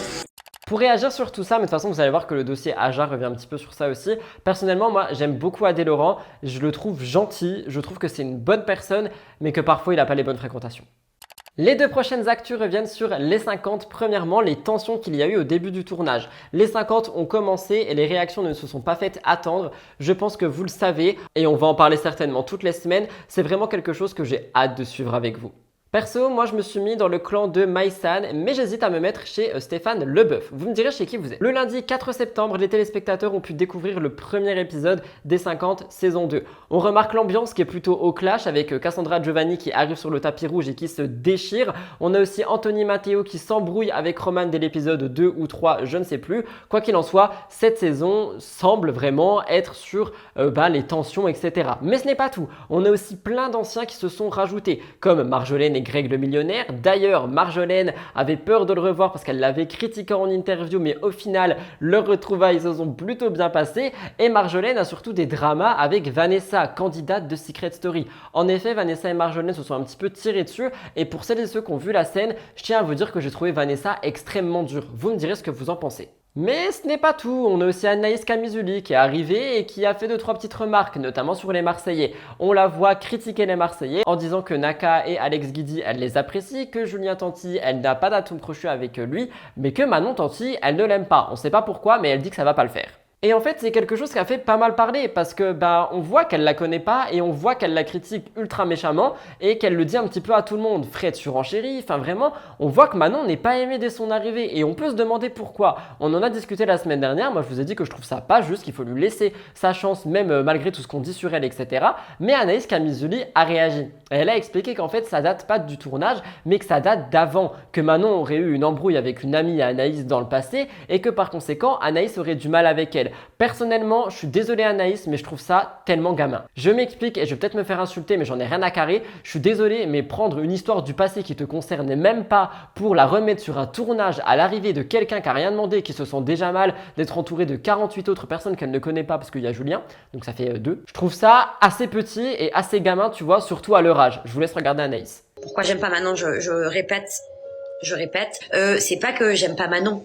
Je dis que ça va pas passer dans le sens où je réexplique. C'est passé un truc à Marseille avec une amie à moi, j'avais une rancœur envers elle, j'ai pas aimé son comportement et les paroles qu'elle a pu avoir qui étaient très déplacées. Et donc, quand je la vois, je me dis, c'est pas possible parce que ça a touché mon amie et je suis comme ça.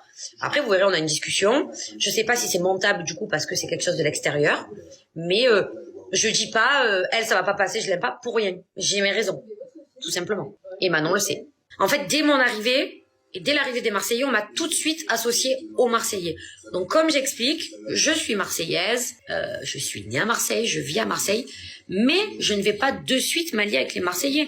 Je ne connais pas les autres personnes. Je veux laisser la chance aux autres, en fait, de connaître les nouveaux que je connais pas. Et après, je ferai mon choix. C'était dans ce sens-là. Pourquoi de suite?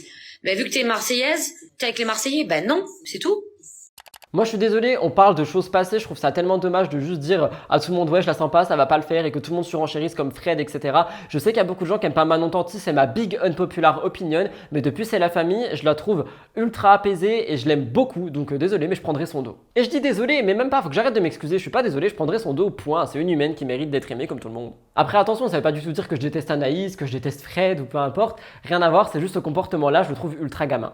Dernière actu du cœur de l'actu, Bastos with Love. En effet, il a fait son retour dans les 50 et il a décidé de débriefer sur Twitch et vous allez voir qu'il y a des choses qui sont pas vraiment passées. Sur la plateforme Twitch, il décide de faire un débrief chaque soir pour le moment après la diffusion de l'épisode et comme à son habitude, il critique. Bastos répond à toutes les questions sans mentir, il énumère les joueurs un à un des 50 en disant ce qu'il pense. J'ai pris les citations sur Blasting News qui ont regardé le live, je l'ai regardé aussi, j'étais même présent d'ailleurs, je vous vois dans le chat et voici ce qui a été dit. Par rapport à Julien et Manon, je les aime bien, mais dans l'épisode, on a l'impression que je ne les aime pas parce que je m'en méfie. Le premier jour, ils créent des alliances devant tout le monde, j'ai réagi instantanément. Il faut être méfiant des Marseillais. Julien Tanti est devenu un personnage à la télé, il est un peu déstabilisé car personne ne dit que c'est le boss, il va être en difficulté. Vous allez voir que ça a été super critiqué alors que je vais vous passer un extrait et Bastos n'a rien dit de mal par rapport à Julien Tanti, mais on lui a rapporté d'autres choses et par conséquent, Julien Tanti s'est énervé un petit peu sur Bastien. Je trouvais ça tellement dommage. On a aussi Greg le millionnaire pas à sa place, Fabrice Simplet, Fred hilarante, Anthony Matteo coup de cœur, Montaigne hyper belle, Jennifer Perché, Romane femme enfant, Émilie Nefnaf malicieuse, Anaïs Camizuli un pitbull, Ludivine pas sincère, Edgar et Cindy pas fait pour la télé. Bastos va plus loin dans son débrief mais je voulais réagir à quelques noms. Ludivine, j'ai pu découvrir du coup parce que je n'ai pas regardé Love Island, je n'aime pas du tout. Je suis désolé, on va me dire je suis personne pour juger, j'ai vu un épisode d'elle dans les 50, j'aime pas du tout la vibe qu'elle a. Par contre, Cindy et Edgar, gros cœur sur eux, j'adore, je les trouve ultra frais, simples et qui vont être de bons compétiteurs. J'ai hâte de les voir évoluer dans les 50 parce que comme je vous l'ai dit, j'ai pas regardé Love Island et du coup je suis content de pouvoir les découvrir ici, mais c'est vrai que Ludivine j'ai beaucoup de mal. Et il parle aussi de Julie Ritchie. Elle m'a bloqué il y a 6 ans parce que je me suis moqué d'elle. Elle faisait des placements de produits en salle d'accouchement. Son mari s'est énervé, il a pété un câble et depuis il me hait. Il reste très cash, Sébastien. Bastos, pardon, sinon on va me taper. Et enfin, le plus hard concerne selon moi Cassandra et Giovanni. Il dit « J'ai passé une journée en isolement avec Giovanni, il a été gentil avec moi alors que je n'ai jamais été tendre le concernant. Je ne serai pas ami avec ce gars, on n'est pas pareil. Sa personnalité, ses centres d'intérêt, ses goûts, son style ne vont pas avec moi, je ne l'apprécierai jamais. » D'ailleurs, Bastos n'apprécie pas non plus quelque chose qui les concerne, les ruptures qui sont filmées, mises en story, filmées, mises en story et qui se répètent en boucle et en boucle. Il dit « Ils vont encore nous casser les bonbons, ça va être un insupportable. Leur histoire était chiante, leur rupture était chiante. Les deux, je les trouve chiants, même séparément. Finalement, ils vont bien ensemble. On n'a pas envie que cette aventure des 50 commence avec eux qu'on a déjà vu 1 million de fois. Vous êtes lisses comme vos physiques, vous me fatiguez. Allez régler ça ailleurs, on n'en veut plus. Voilà, c'est très cash, mais je réagirai sur Giovanni et Cassandra pendant le retour d'Aja, donc patientez quelques minutes. Quoi qu'il en soit, ce n'est pas tout parce qu'il revient aussi sur une bombe qu'il a lâchée. Il explique qu'il se serait rapproché de Sabrina, l'ancienne chroniqueuse de Aja, et que celle-ci était en couple, pas couple avec Zaven à ce moment-là, qui est aussi dans les 50. Donc c'est assez compliqué, mais surtout, Bastos et Sabrina ensemble, j'arrive pas à les voir. Mais d'un côté, après, ça m'étonne pas trop. Bastos aime bien les personnes qui sont créatives, il aime bien les personnes qui sont inspirantes, etc. Et pour avoir échangé une dizaine de fois avec Sabrina, je la trouve ultra créative et ultra inspirante. Donc en vrai, ça m'étonnerait pas trop qu'ils aient matché finalement. Bastos explique, j'ai vu Sabrina pendant un petit moment, on s'est fréquenté de manière un peu secrète, j'ai bien peur que c'était flou à ce moment-là, elle n'était plus avec lui, mais à des moments ils étaient de nouveau ensemble. Je me disais, j'espère qu'il ne le sait pas. Je ne lui ai jamais parlé, même après, maintenant il risque de le savoir. J'aimais bien Sabrina, elle est très créative. Et comme je vous l'ai dit, Julien Tanti a réagi, il a dit c'est bizarre, pourtant on s'entendait bien, ça m'étonne de lui. J'ai demandé à Bastos ce qu'il en pensait, j'ai dit qu'il y avait des gens qui critiquaient le fait qu'il avait parlé de Julien en mal, alors qu'il n'a absolument pas parlé de Julien en mal. Bastos s'est un petit peu énervé parce que justement il comprend pas. Pour une fois qu'il fait limite l'éloge de quelqu'un, parce que franchement ce qu'il a dit sur Julien, vous allez entendre, c'est ultra beau, je trouve, c'est super gentil pour quelqu'un qui n'est pas proche de lui, et il s'en est pris plein la tronche. Je vous diffuserai pas les audios que Bastos m'a envoyés parce qu'il était vraiment en colère, mais ouais, je peux comprendre qu'il soit en colère, et comme il le dit, Julien n'avait qu'à regarder le live par lui-même parce qu'il n'y a rien eu de méchant. Je vous laisse écouter et après nous passerons au gros dossier. Je veux dire, vraiment, on n'a pas envie, ayant vu leur histoire dans 50 télés déjà et sur leur réseau, on n'a pas envie que cette aventure des 50, elle commence dès l'entrée par une embrouille qu'on a déjà vue 1 million de fois, quoi. Genre, relou. Voilà, vous êtes lisses. En fait, même vos physiques sont lisses. Et je veux pas me moquer du physique, mais même vos physiques sont lisses. Vous êtes, genre, vous nous fatiguez. Voilà. T'as pas de compassion, c'est jamais facile une rupture. Mais qu'ils aillent gérer ça ailleurs parce qu'ils l'ont déjà géré 1 million de fois à la télé. Flemme. Et je comprends pas qu'il y ait pas plus de gens sous les posts de W9 qui disent vas-y, laissez-nous tranquille avec eux. Stop, on n'en veut plus en fait. Alors Anaïs Kazimizuli, j'en ai peur. À l'arrivée là, j'en ai peur.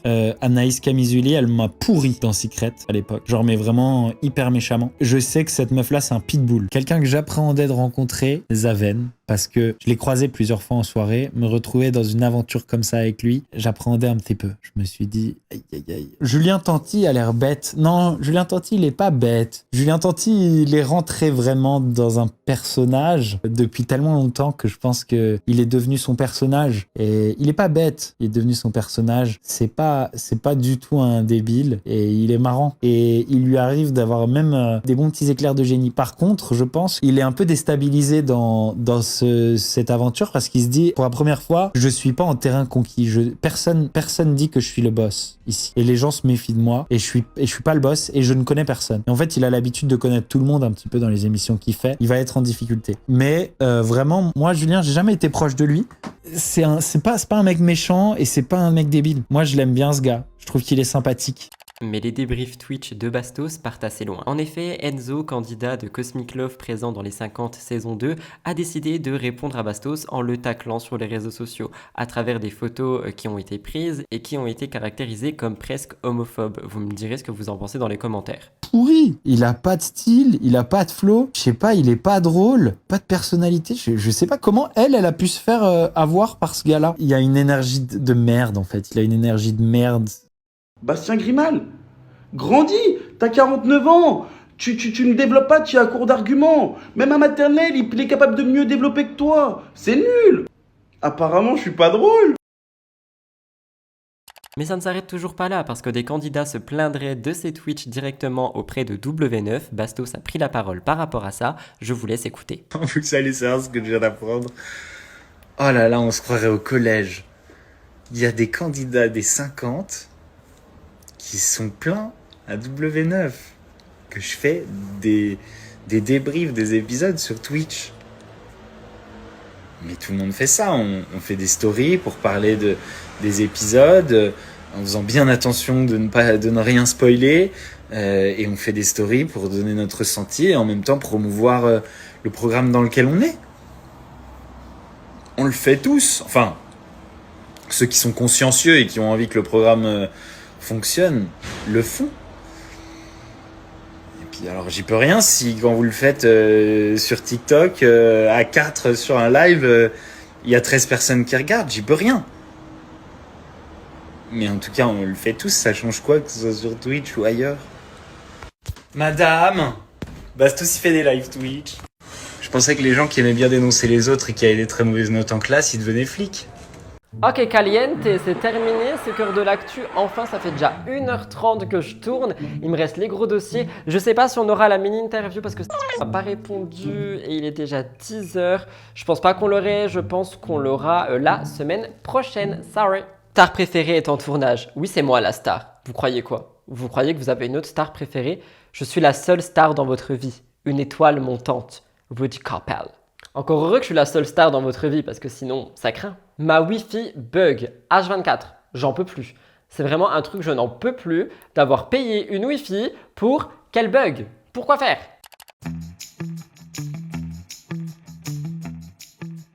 J'allais mettre mon pied sur le siège et je me suis rappelé qu'il y a beaucoup de gens qui adorent ça et je compte garder ça en exclu pour OnlyFans une fois que ma carrière YouTube sera terminée. Bref, nous rentrons dans les gros dossiers. Comme chaque semaine, je reste sur mes notes. Cette fois-ci, ils sont 2.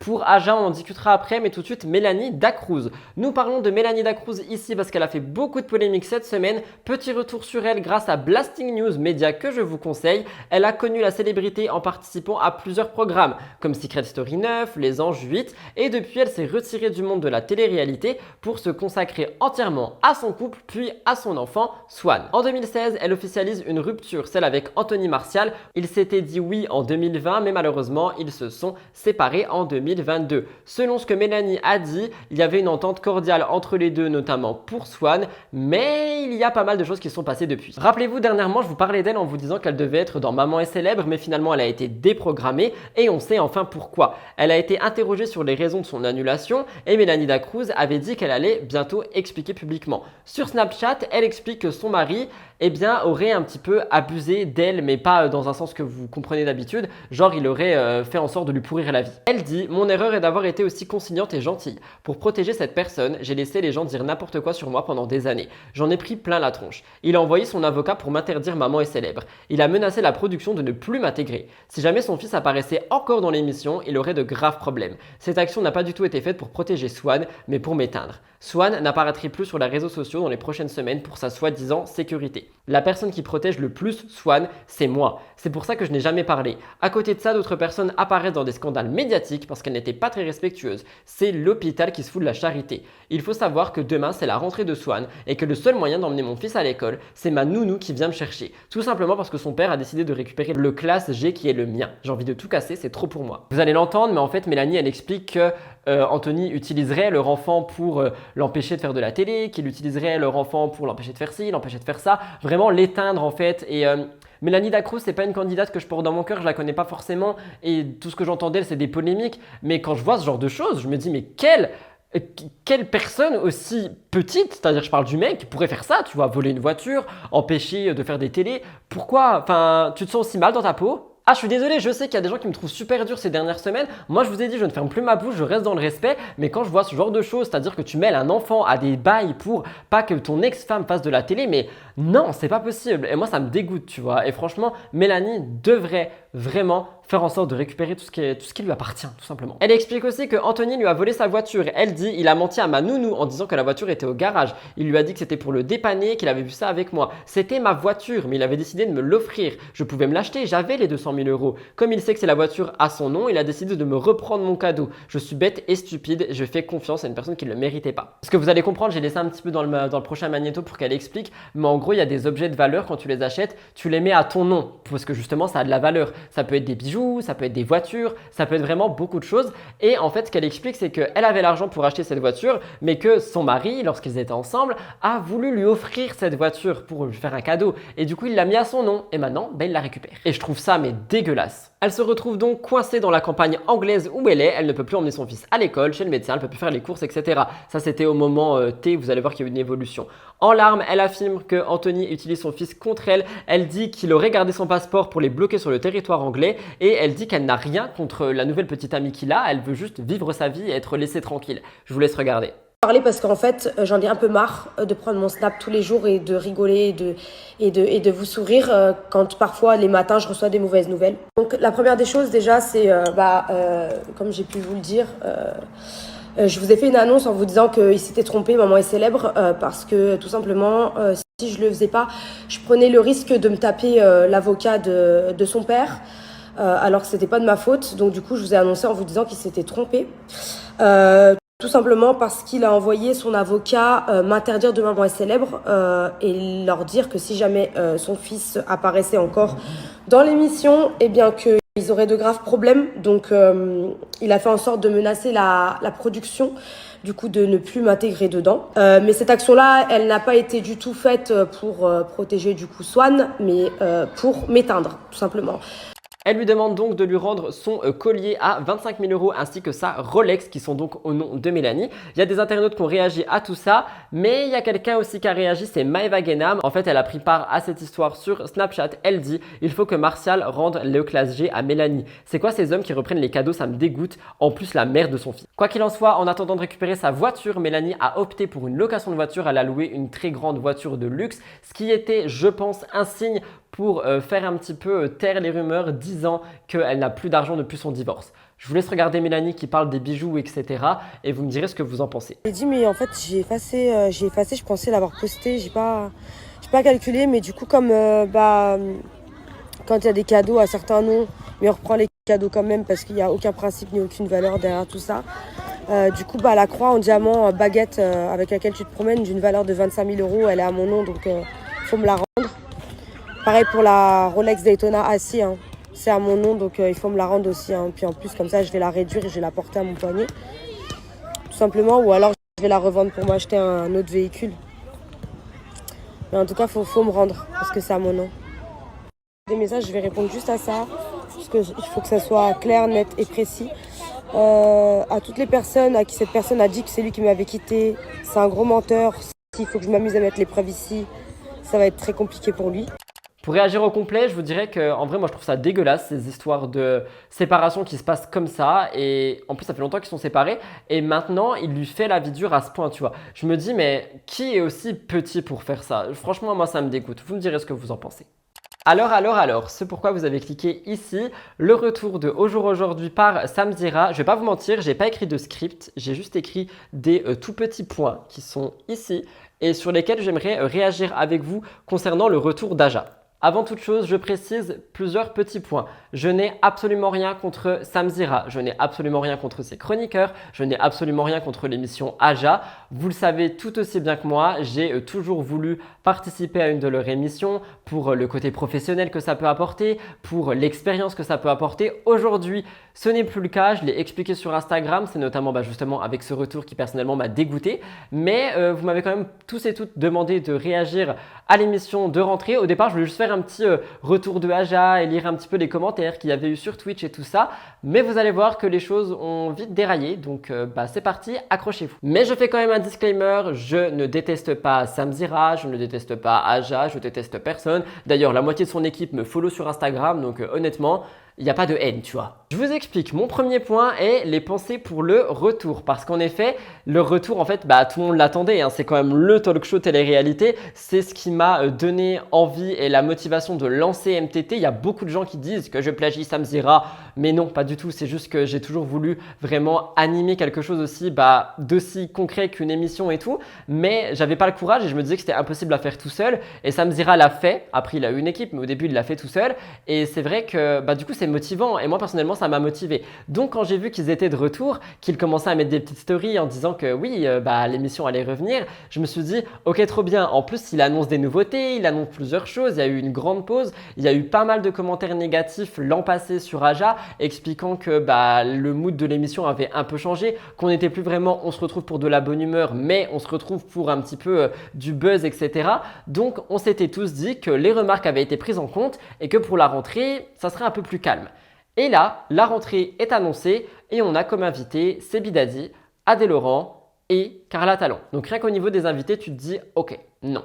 Sam annonce donc son retour avec ces invités-là. Quand j'ai vu le nom des invités, je me suis dit ok, ça va faire un scandale pas possible. J'irai sur le chat au début pour voir un petit peu ce qui se dit et vous allez être étonnés du chat. Mais surtout, Sam aussi arrive avec de nouvelles nouveautés. C'est-à-dire qu'il a une nouvelle rubrique, il me semble, et surtout l'invité mystère. Quelque chose qui a fait pas mal réagir les internautes, mais qui est aussi déçu de par l'identité de celui-ci. Je vais pas vous le donner ici, c'est pas mon émission et je vous laisserai aller regarder. Le retour arrive, donc Sam annonce, il annonce que ce Twitch ne sera pas à 19h comme les autres, mais bel et bien à 20h, que c'est censé ravir beaucoup de gens, parce que beaucoup de gens disaient ne pas avoir le temps à 19h, mais plus à 20h. Donc Sam lance son live et là, les critiques commencent. En effet, en lançant le live, il met un compte à rebours, quelque chose qui est ultra commun sur Twitch. J'en ai un, les streameuses que je suis en ont un, plus ou moins long. Le mien faisait 10 minutes, aujourd'hui il en fait 5. Il me semble que Aja en fait 15 si je dis pas de bêtises. Et en fait, dans le chat, dès le début, tout le monde dit il est en retard, il est en retard, il est en retard, comme d'hab, pas capable d'être à l'heure, une rentrée ça se gère, machin, machin, machin, machin. Et il y a des choses qui vont être critiquables sur cette émission, mais ça, je suis désolé, c'est pas possible. Je sais pas si vous vous rendez compte que animer une émission sur Twitch en gérant une régie, des chroniqueurs, des invités, un chat, des effets et pas mal de choses, c'est ultra stressant. Donc avoir un mini time de 15 minutes pour être sûr d'être installé, que les micros sont branchés, que les lumières sont ok, que les trucs machin sont bien, que les jingles sont ici, que waouh, vous vous rendez pas compte, et je dis aux personnes qui insultent le retard, hein, mais vous vous rendez pas compte que 15 minutes pour moi je trouve que c'est ultra short. Et que j'espère sincèrement qu'ils préparent même en avance. Mais quoi qu'il en soit, pour le retard, moi je suis désolé, je suis pas d'accord. Twitch c'est une plateforme où on est tous vraiment dans la bienveillance, etc. Et il y a des comptes à rebours absolument partout chez tous les streamers. 15 minutes ça peut paraître long, mais quand tu le sais, tu te dis tout simplement que ok, le live commence à 20h et que l'émission va commencer à 20h10, 20h15. Du coup tu as le temps d'aller te faire un thé, une boisson. Enfin moi justement j'utilise ce temps en me disant ok c'est bon, j'ai 15 minutes, je peux me faire un snack ou un truc du genre, tu vois. Moi personnellement c'est pas quelque chose qui m'a choqué, mais je pense qu'il fallait quand même revenir dessus. Ce n'est pas tout. Les invités arrivent, donc on voit Carla Talon, Sebi Daddy et Adé Laurent.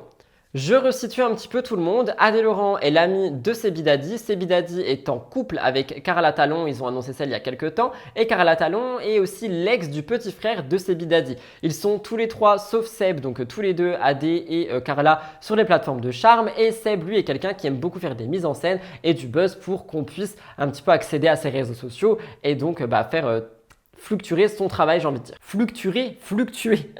Fructifier, je sais plus les mots, bref, vous avez compris. Avant de vous donner vos avis par rapport aux candidats et aux invités, je vais donner le mien. Mon avis par rapport à tout ça est que, comme je vous l'ai dit, Adé Laurent, pour moi, c'est quelqu'un de très gentil, qui a un très grand cœur, mais qui a une énergie différente suivant les personnes autour de lui, qui sont ici Carla Talon et Sebi Daddy. Carla Talon, j'adorais, j'aimais tellement la personne qu'elle était avant de bifurquer dans cet autre monde qui est le monde un petit peu Adé Laurent, Dubaï, etc. Depuis, j'ai beaucoup de mal avec Carla Talon. Sebi Daddy, il y a beaucoup de gens qui le détestent et j'espère que vous allez comprendre ce que je vais vous dire. Je déteste Sebi Daddy dans le sens où j'aime pas, je déteste c'est fort, mais j'aime pas ce qui, par exemple, il a renvoyé sur Aja. J'aime pas ce qu'il renvoie dans ses stories. Par contre, j'apprécie vraiment bien Sébastien. Et encore une fois, il va falloir faire la différence entre les deux, c'est-à-dire qu'un Sebi Daddy, là ici je vais le critiquer et je vais le démonter parce que c'est pas possible ce qui a été dit sur Aja, mais un Sébastien avec qui je parle en privé, c'est-à-dire pas du tout le showman, c'est quelqu'un qui est gentil et qui a aussi un cœur sur la main, mais malheureusement c'est pas du tout ce qu'il montre. Et j'aimerais tellement qu'il montre cette partie de lui plutôt que tout ce showman, parce que ce showman personne l'aime.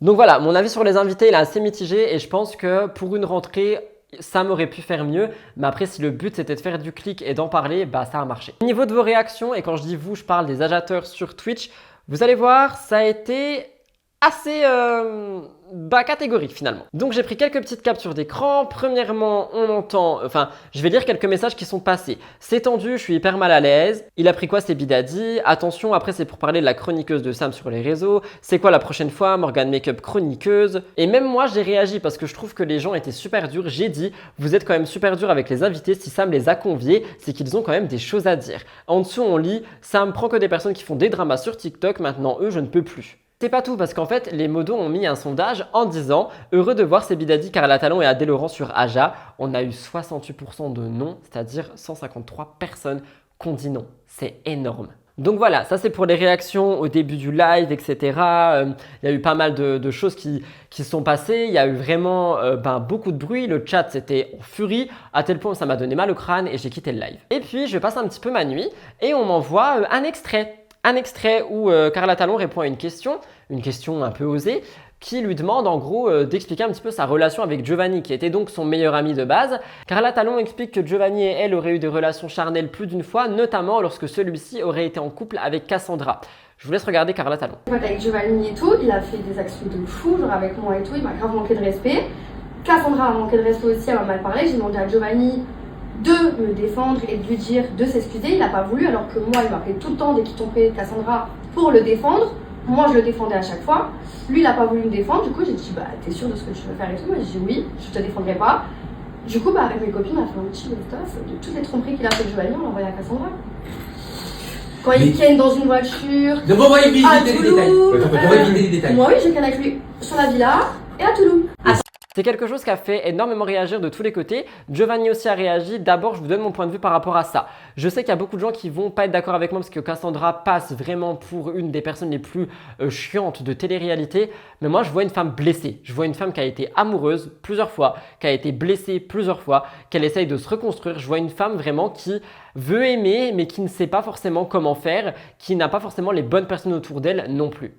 Et je ne sais pas si vous vous rendez compte que Sam Zira a donc laissé passer sur le plateau le fait qu'une invitée qui était mêlée à leur histoire puisse dire ça publiquement, alors que Cassandra explique que ça fait 1 an qu'elle ferme sa bouche par rapport à ça et qu'elle s'en prend plein la tronche tous les jours. Et qu'en fait, du coup, elle a gardé ce secret pour rien et que Carla Talon a décidé de balancer cette info d'une manière des plus sales possibles, c'est-à-dire qu'elle n'a même pas pris de pincettes. Et juste on devrait être là et accepter. Alors je suis désolé, il y a beaucoup de gens qui vont me dire oui mais c'est du direct, Sam il n'a pas pu prévoir, etc. Il prévoit ses émissions, il a une trame dans l'émission. Même si les questions n'étaient pas prévues et que Carla ne savait pas, Sam savait ce que ça pouvait engendrer. Et par conséquent tu briefes, tu dis ça, tu dis un stop. T'as beau être en live, tu gères ton émission. Et personnellement pour moi ça s'est pas passé. Il y a beaucoup de gens qui vont dire que j'abuse, etc. Et je m'en fiche, je dis ce que je pense, je vous laisse écouter Cassandra. Bon, je sais pas trop quoi vous dire. Je suis extrêmement gênée et j'ai très honte de ce qui vient de se dire ce soir. J'ai d'ailleurs écrit à Sam Zira en lui disant de ne plus jamais m'identifier, que c'était ridicule de m'identifier sur des stories où je vois 3 péloys en train de débattre, de donner leur avis, leur opinion sur des sujets auxquels qui ne les regardent pas, voilà, tout simplement. Je vais pas vous mentir, moi, ce genre de plateau, j'aime pas. Parce que on invite des personnes qui viennent débattre, donner, du coup, comme je disais, leur avis. Et c'est souvent sur des personnes qui ne connaissent même pas, qui n'ont jamais fréquenté et dont ils ne connaissent même pas l'histoire de leur vie, en fait. Et ça, j'ai du mal. Donc, je n'épiloguerai pas et je ne débattrai pas sur ce qui a été dit. Parce que je ne donnerai absolument pas crédit à des personnes qui m'ont bousillé la vie. Mais maintenant vous savez tout. Et j'ai la haine de m'être tue pendant 1 an.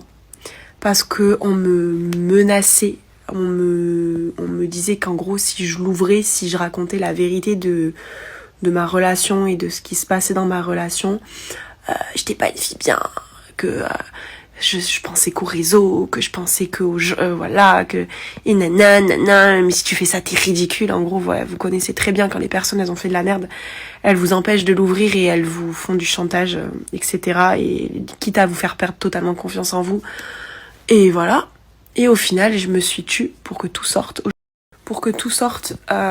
aujourd'hui. Voilà, de la bouche de la personne avec qui la moitié des choses se sont passées. Donc maintenant vous pouvez réaliser un petit peu l'ampleur des dégâts.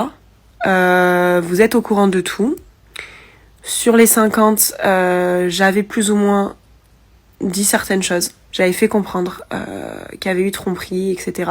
Parce que c'est vrai que tout le monde voyait mon ex comme un ange qui m'avait sauvé de ma relation passée. Mon ex a été une personne qui a été pire que ma relation passée, puisqu'en plus il connaissait mon passé, mais il s'est pas empêché de faire un remix en pire. Maintenant vous avez tout vu, tout entendu. Vous savez à quel point ça a été sale, très sale, que je suis pas une menteuse. Mais par contre je suis pas une tarée, je suis pas une folle. J'ai jamais mal parlé à telle ou telle personne. Quand j'ai mal parlé, c'est parce qu'on m'envoyait des vidéos Bref, je disais, quand j'ai mal parlé, c'est parce J'ai donc prévenu sur Instagram que je prendrais le dos de Cassandra et c'est quelque chose que je fais actuellement. Mais j'ai aussi vu que Giovanni avait répondu, il parle de temporalité. Pour moi, ça n'excuse rien, je vous laisse écouter. Les copains, alors je vais réagir très rapidement par rapport à tout ce qui s'est dit. Première chose, sachez que tout ce qui vient d'être dit, mon ex, elle était au courant depuis très longtemps. Ça n'enlève rien à ce que j'ai fait. Autre chose, je vais juste remettre les choses dans leur contexte en termes de temporalité des événements. Tout ce qui a été dit, tout ce qui s'est passé, c'est arrivé entre le tournage de la Villa des Cœurs Brisés, au mois de février dernier, et le tournage de la Bataille des Couples, au mois de mai. C'est 2 mois où avec Cassandra, on s'était remis ensemble en scred sans le dire à personne, on s'était revus. Parce que souvenez-vous, c'était qu'à la fin du tournage de la Villa, moi je ne suis plus avec Cassandra, je l'ai quittée. On s'est remis ensemble parce qu'on s'est revus. Et après, on s'est remis officiellement ensemble devant tout le monde, devant la France entière, quand on a fait la bataille. Voilà. Ces 2 mois, c'est ces 2 mois-là, les 2 premiers mois où Donc ce qu'on me reproche, c'est les bêtises que j'ai fait, que j'assume totalement, hein, puisque je n'ai pas à me cacher derrière tout ça. Mais tout ce qu'on me reproche, ça s'est passé durant ce mois et demi, voilà, entre la Villa et la bataille, où avec Cassandra, on s'était remis ensemble, mais on ne pouvait pas trop le dire. Voilà. À partir du moment où on a fait la bataille des clans, au mois de mai, jusqu'à ce qu'on se sépare, il ne s'est plus jamais rien passé. Et le truc en fait qui me dérange, c'est que Cassandra a donc eu son nom sali une fois de plus publiquement, elle n'était pas présente, elle n'était pas au courant que ça allait sortir et c'est quand même sorti. On est où sur TPMP? Aja, c'est pas censé être le plateau respectueux et bienveillant qui respecte absolument tout le monde et qui ne sort pas ce genre de dossier pour justement ne pas blesser des gens. Dites-vous que Cassandra a été blessée au point où elle a demandé à Sam de ne plus jamais l'identifier sur rien parce que Sam a identifié Cassandra sur les stories où Carla dit très clairement qu'elle a couché avec Giovanni pendant qu'ils étaient ensemble. Enfin, il n'y a rien qui va, je suis désolé, pour moi ça ne va pas du tout. Vous me direz ce que vous en pensez, mais ça ne s'arrête pas là. De base, je voulais arrêter tout ça ici et j'ai fait des stories que vous avez certainement vu passer et j'ai eu des réponses de 2 chroniqueurs à ces stories, dont Anouchka. J'ai donc pu discuter avec elle, Anouchka est nouvelle, j'ai aussi pu parler avec Aaron. Aaron, j'adore son travail et de toute façon j'ai dit que pour moi, ces 2 chroniqueurs n'ont rien à voir là-dedans parce qu'ils ne participent pas au débat. Enfin, du moins, ils vont pas faire en sorte d'envenimer les choses ou quoi que ce soit. J'ai pu parler avec Anouchka, c'était sa première. Elle m'a dit que pour elle, les invités jouent beaucoup. Elle lui explique que lorsqu'elle a participé à Aja avec des invités un peu plus calmes, l'émission n'était pas aussi tendue, elle n'était pas aussi sous tension et que ça joue beaucoup, ce qui peut donc laisser un bénéfice du doute, je vous l'accorde. Elle explique aussi que l'équipe l'a accueillie à bras ouverts, qu'ils ont été très bienveillants avec elle et par conséquent que elle se sent très bien là-bas. Je pense que c'est quand même important de le dire parce qu'on peut pas parler que de négatif. Mais si c'était seulement les seules choses qui se sont passées. À côté de ça, vous m'avez tous et toutes demandé de parler de Sebi Daddy, je ne passerai aucun extrait à l'écran pour des raisons juridiques parce que j'ai pas envie que mon émission saute. Et en fait, Sebi Daddy a eu quand même pas mal de réactions sur ce Aja. Je vais vous énumérer un petit peu ce qui s'est passé sans forcément rentrer dans les détails parce que j'ai quand même reçu, sans vous mentir, 10 messages me disant que c'était très dur à regarder et que si jamais j'en parle, ça serait cool de pas trop entrer dans les détails. Donc je respecte ce que vous m'avez demandé. Mais il a quand même eu pas mal de propos qui ont été qualifiés de racistes. Il a aussi fait des remarques sur les rapports charnels en disant que se protéger c'était nul parce qu'on ressentait rien. Évidemment, protégez-vous. Il s'est aussi comparé à Aurélie Preston, il me semble. Il a dit que Caroline Receveur, ce qu'elle subissait en ce moment n'était pas grave parce qu'elle allait guérir.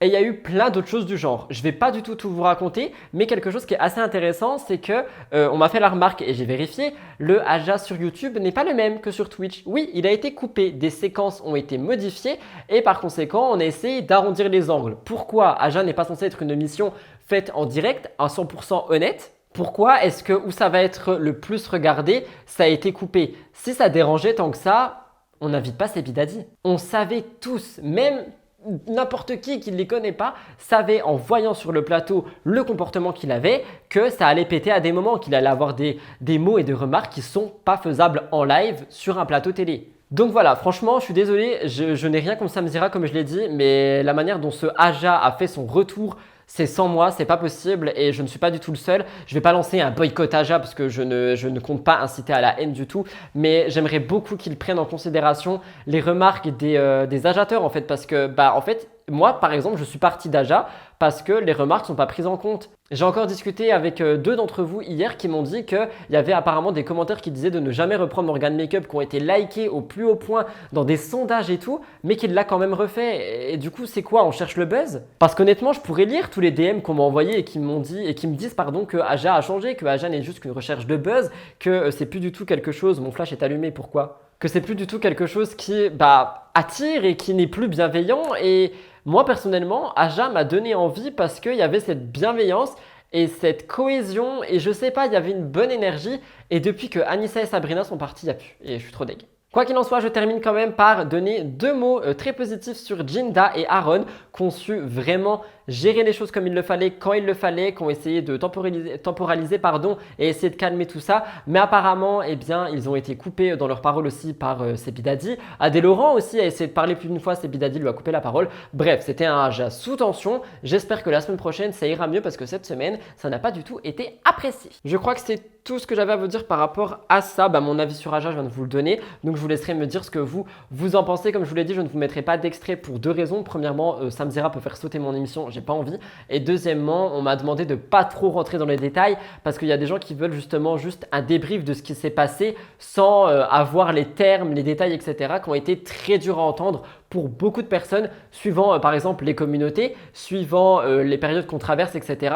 Donc voilà, je vous ai vraiment tout décrypté comme je pouvais, mais c'est quelque chose qui a quand même pas mal fait parler et j'espère que Aja va pas se transformer en TPMP. Je rajoute ceci, mais j'ai vu que Samzira avait mis en story que Aja allait être adaptée à la télé. Je pense que ça peut être un débat et que ça sera le débat de la semaine prochaine dans la mise au point. Donc n'hésitez pas à me dire ce que vous en pensez dans les commentaires et je mettrai aussi quelque chose de ce style en mode sondage dans l'onglet communauté. Je vous laisse avec la fin de l'émission. C'était donc tout pour les gros dossiers. Nous n'avons pas de mini-interview du coup aujourd'hui. Elle sera certainement la semaine prochaine parce que même si je suis pas en direct, vous savez que j'aime bien enregistrer les mini-interviews un petit peu en direct. Pour ici, ça n'a pas été le cas. Donc si j'ai des retours la semaine prochaine, il y aura la mini-interview de... Sinon, nous allons tout de suite passer à l'Astro Actu. Vous allez voir, ça va vous énerver.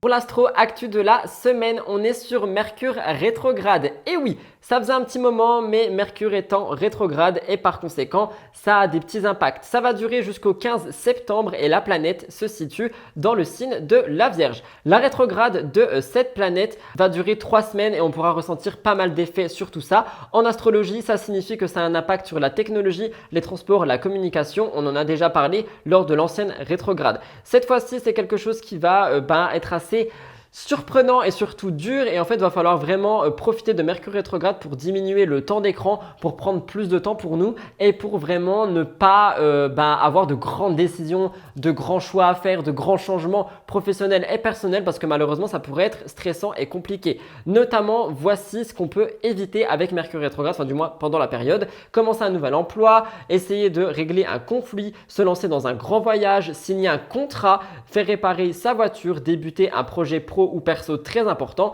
envoyer des messages sans vérifier qu'il a été bien écrit ou encore faire un changement de vie majeur. On en a déjà parlé lors de l'ancien rétrograde. Je ne vais pas vous dire signe par signe parce que c'est un peu souvent pareil finalement, mais quoi qu'il en soit, profitez de cette période surtout pour vous relaxer, pour essayer d'attendre l'automne qui arrive parce que je vous parlerai évidemment de l'automne dans l'Astro Actu mais de la semaine prochaine. Mais c'est vrai que Mercure rétrograde est quand même quelque chose qui fait tout le temps parler et tout le temps peur, mais je vous assure que si vous l'utilisez bien, il n'y a pas de raison d'avoir peur.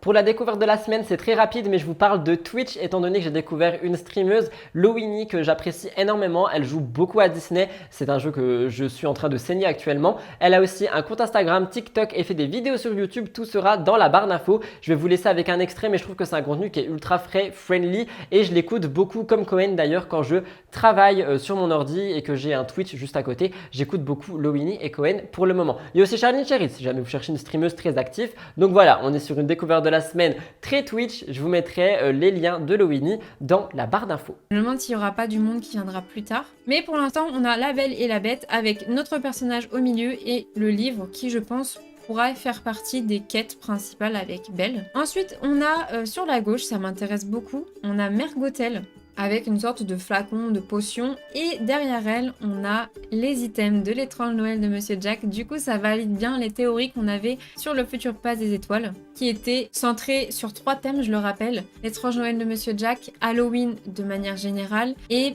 le thème un peu pirate. Eh bien dis donc, voilà tout le monde pour votre émission sur le thème de Vénus. J'espère sincèrement qu'elle a pu vous plaire et vous intéresser.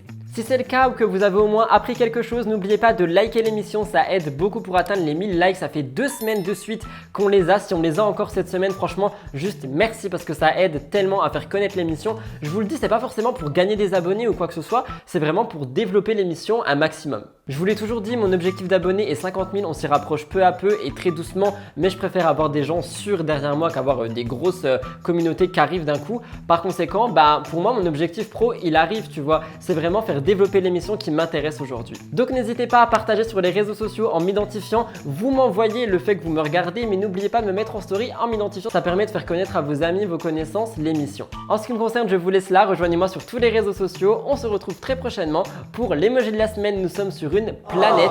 Je vous aime d'amour. Merci de m'avoir écouté jusqu'ici. N'oubliez pas de noter mon look sur 10, même si je sais que cette perruque fait des ravages. Et je vous retrouve demain et mercredi pour STT, vendredi pour Pop the Tea et dimanche pour Mix the Tea. Merci pour votre fidélité et merci infiniment de m'avoir écouté jusqu'ici. Ce n'est que du love et à bientôt.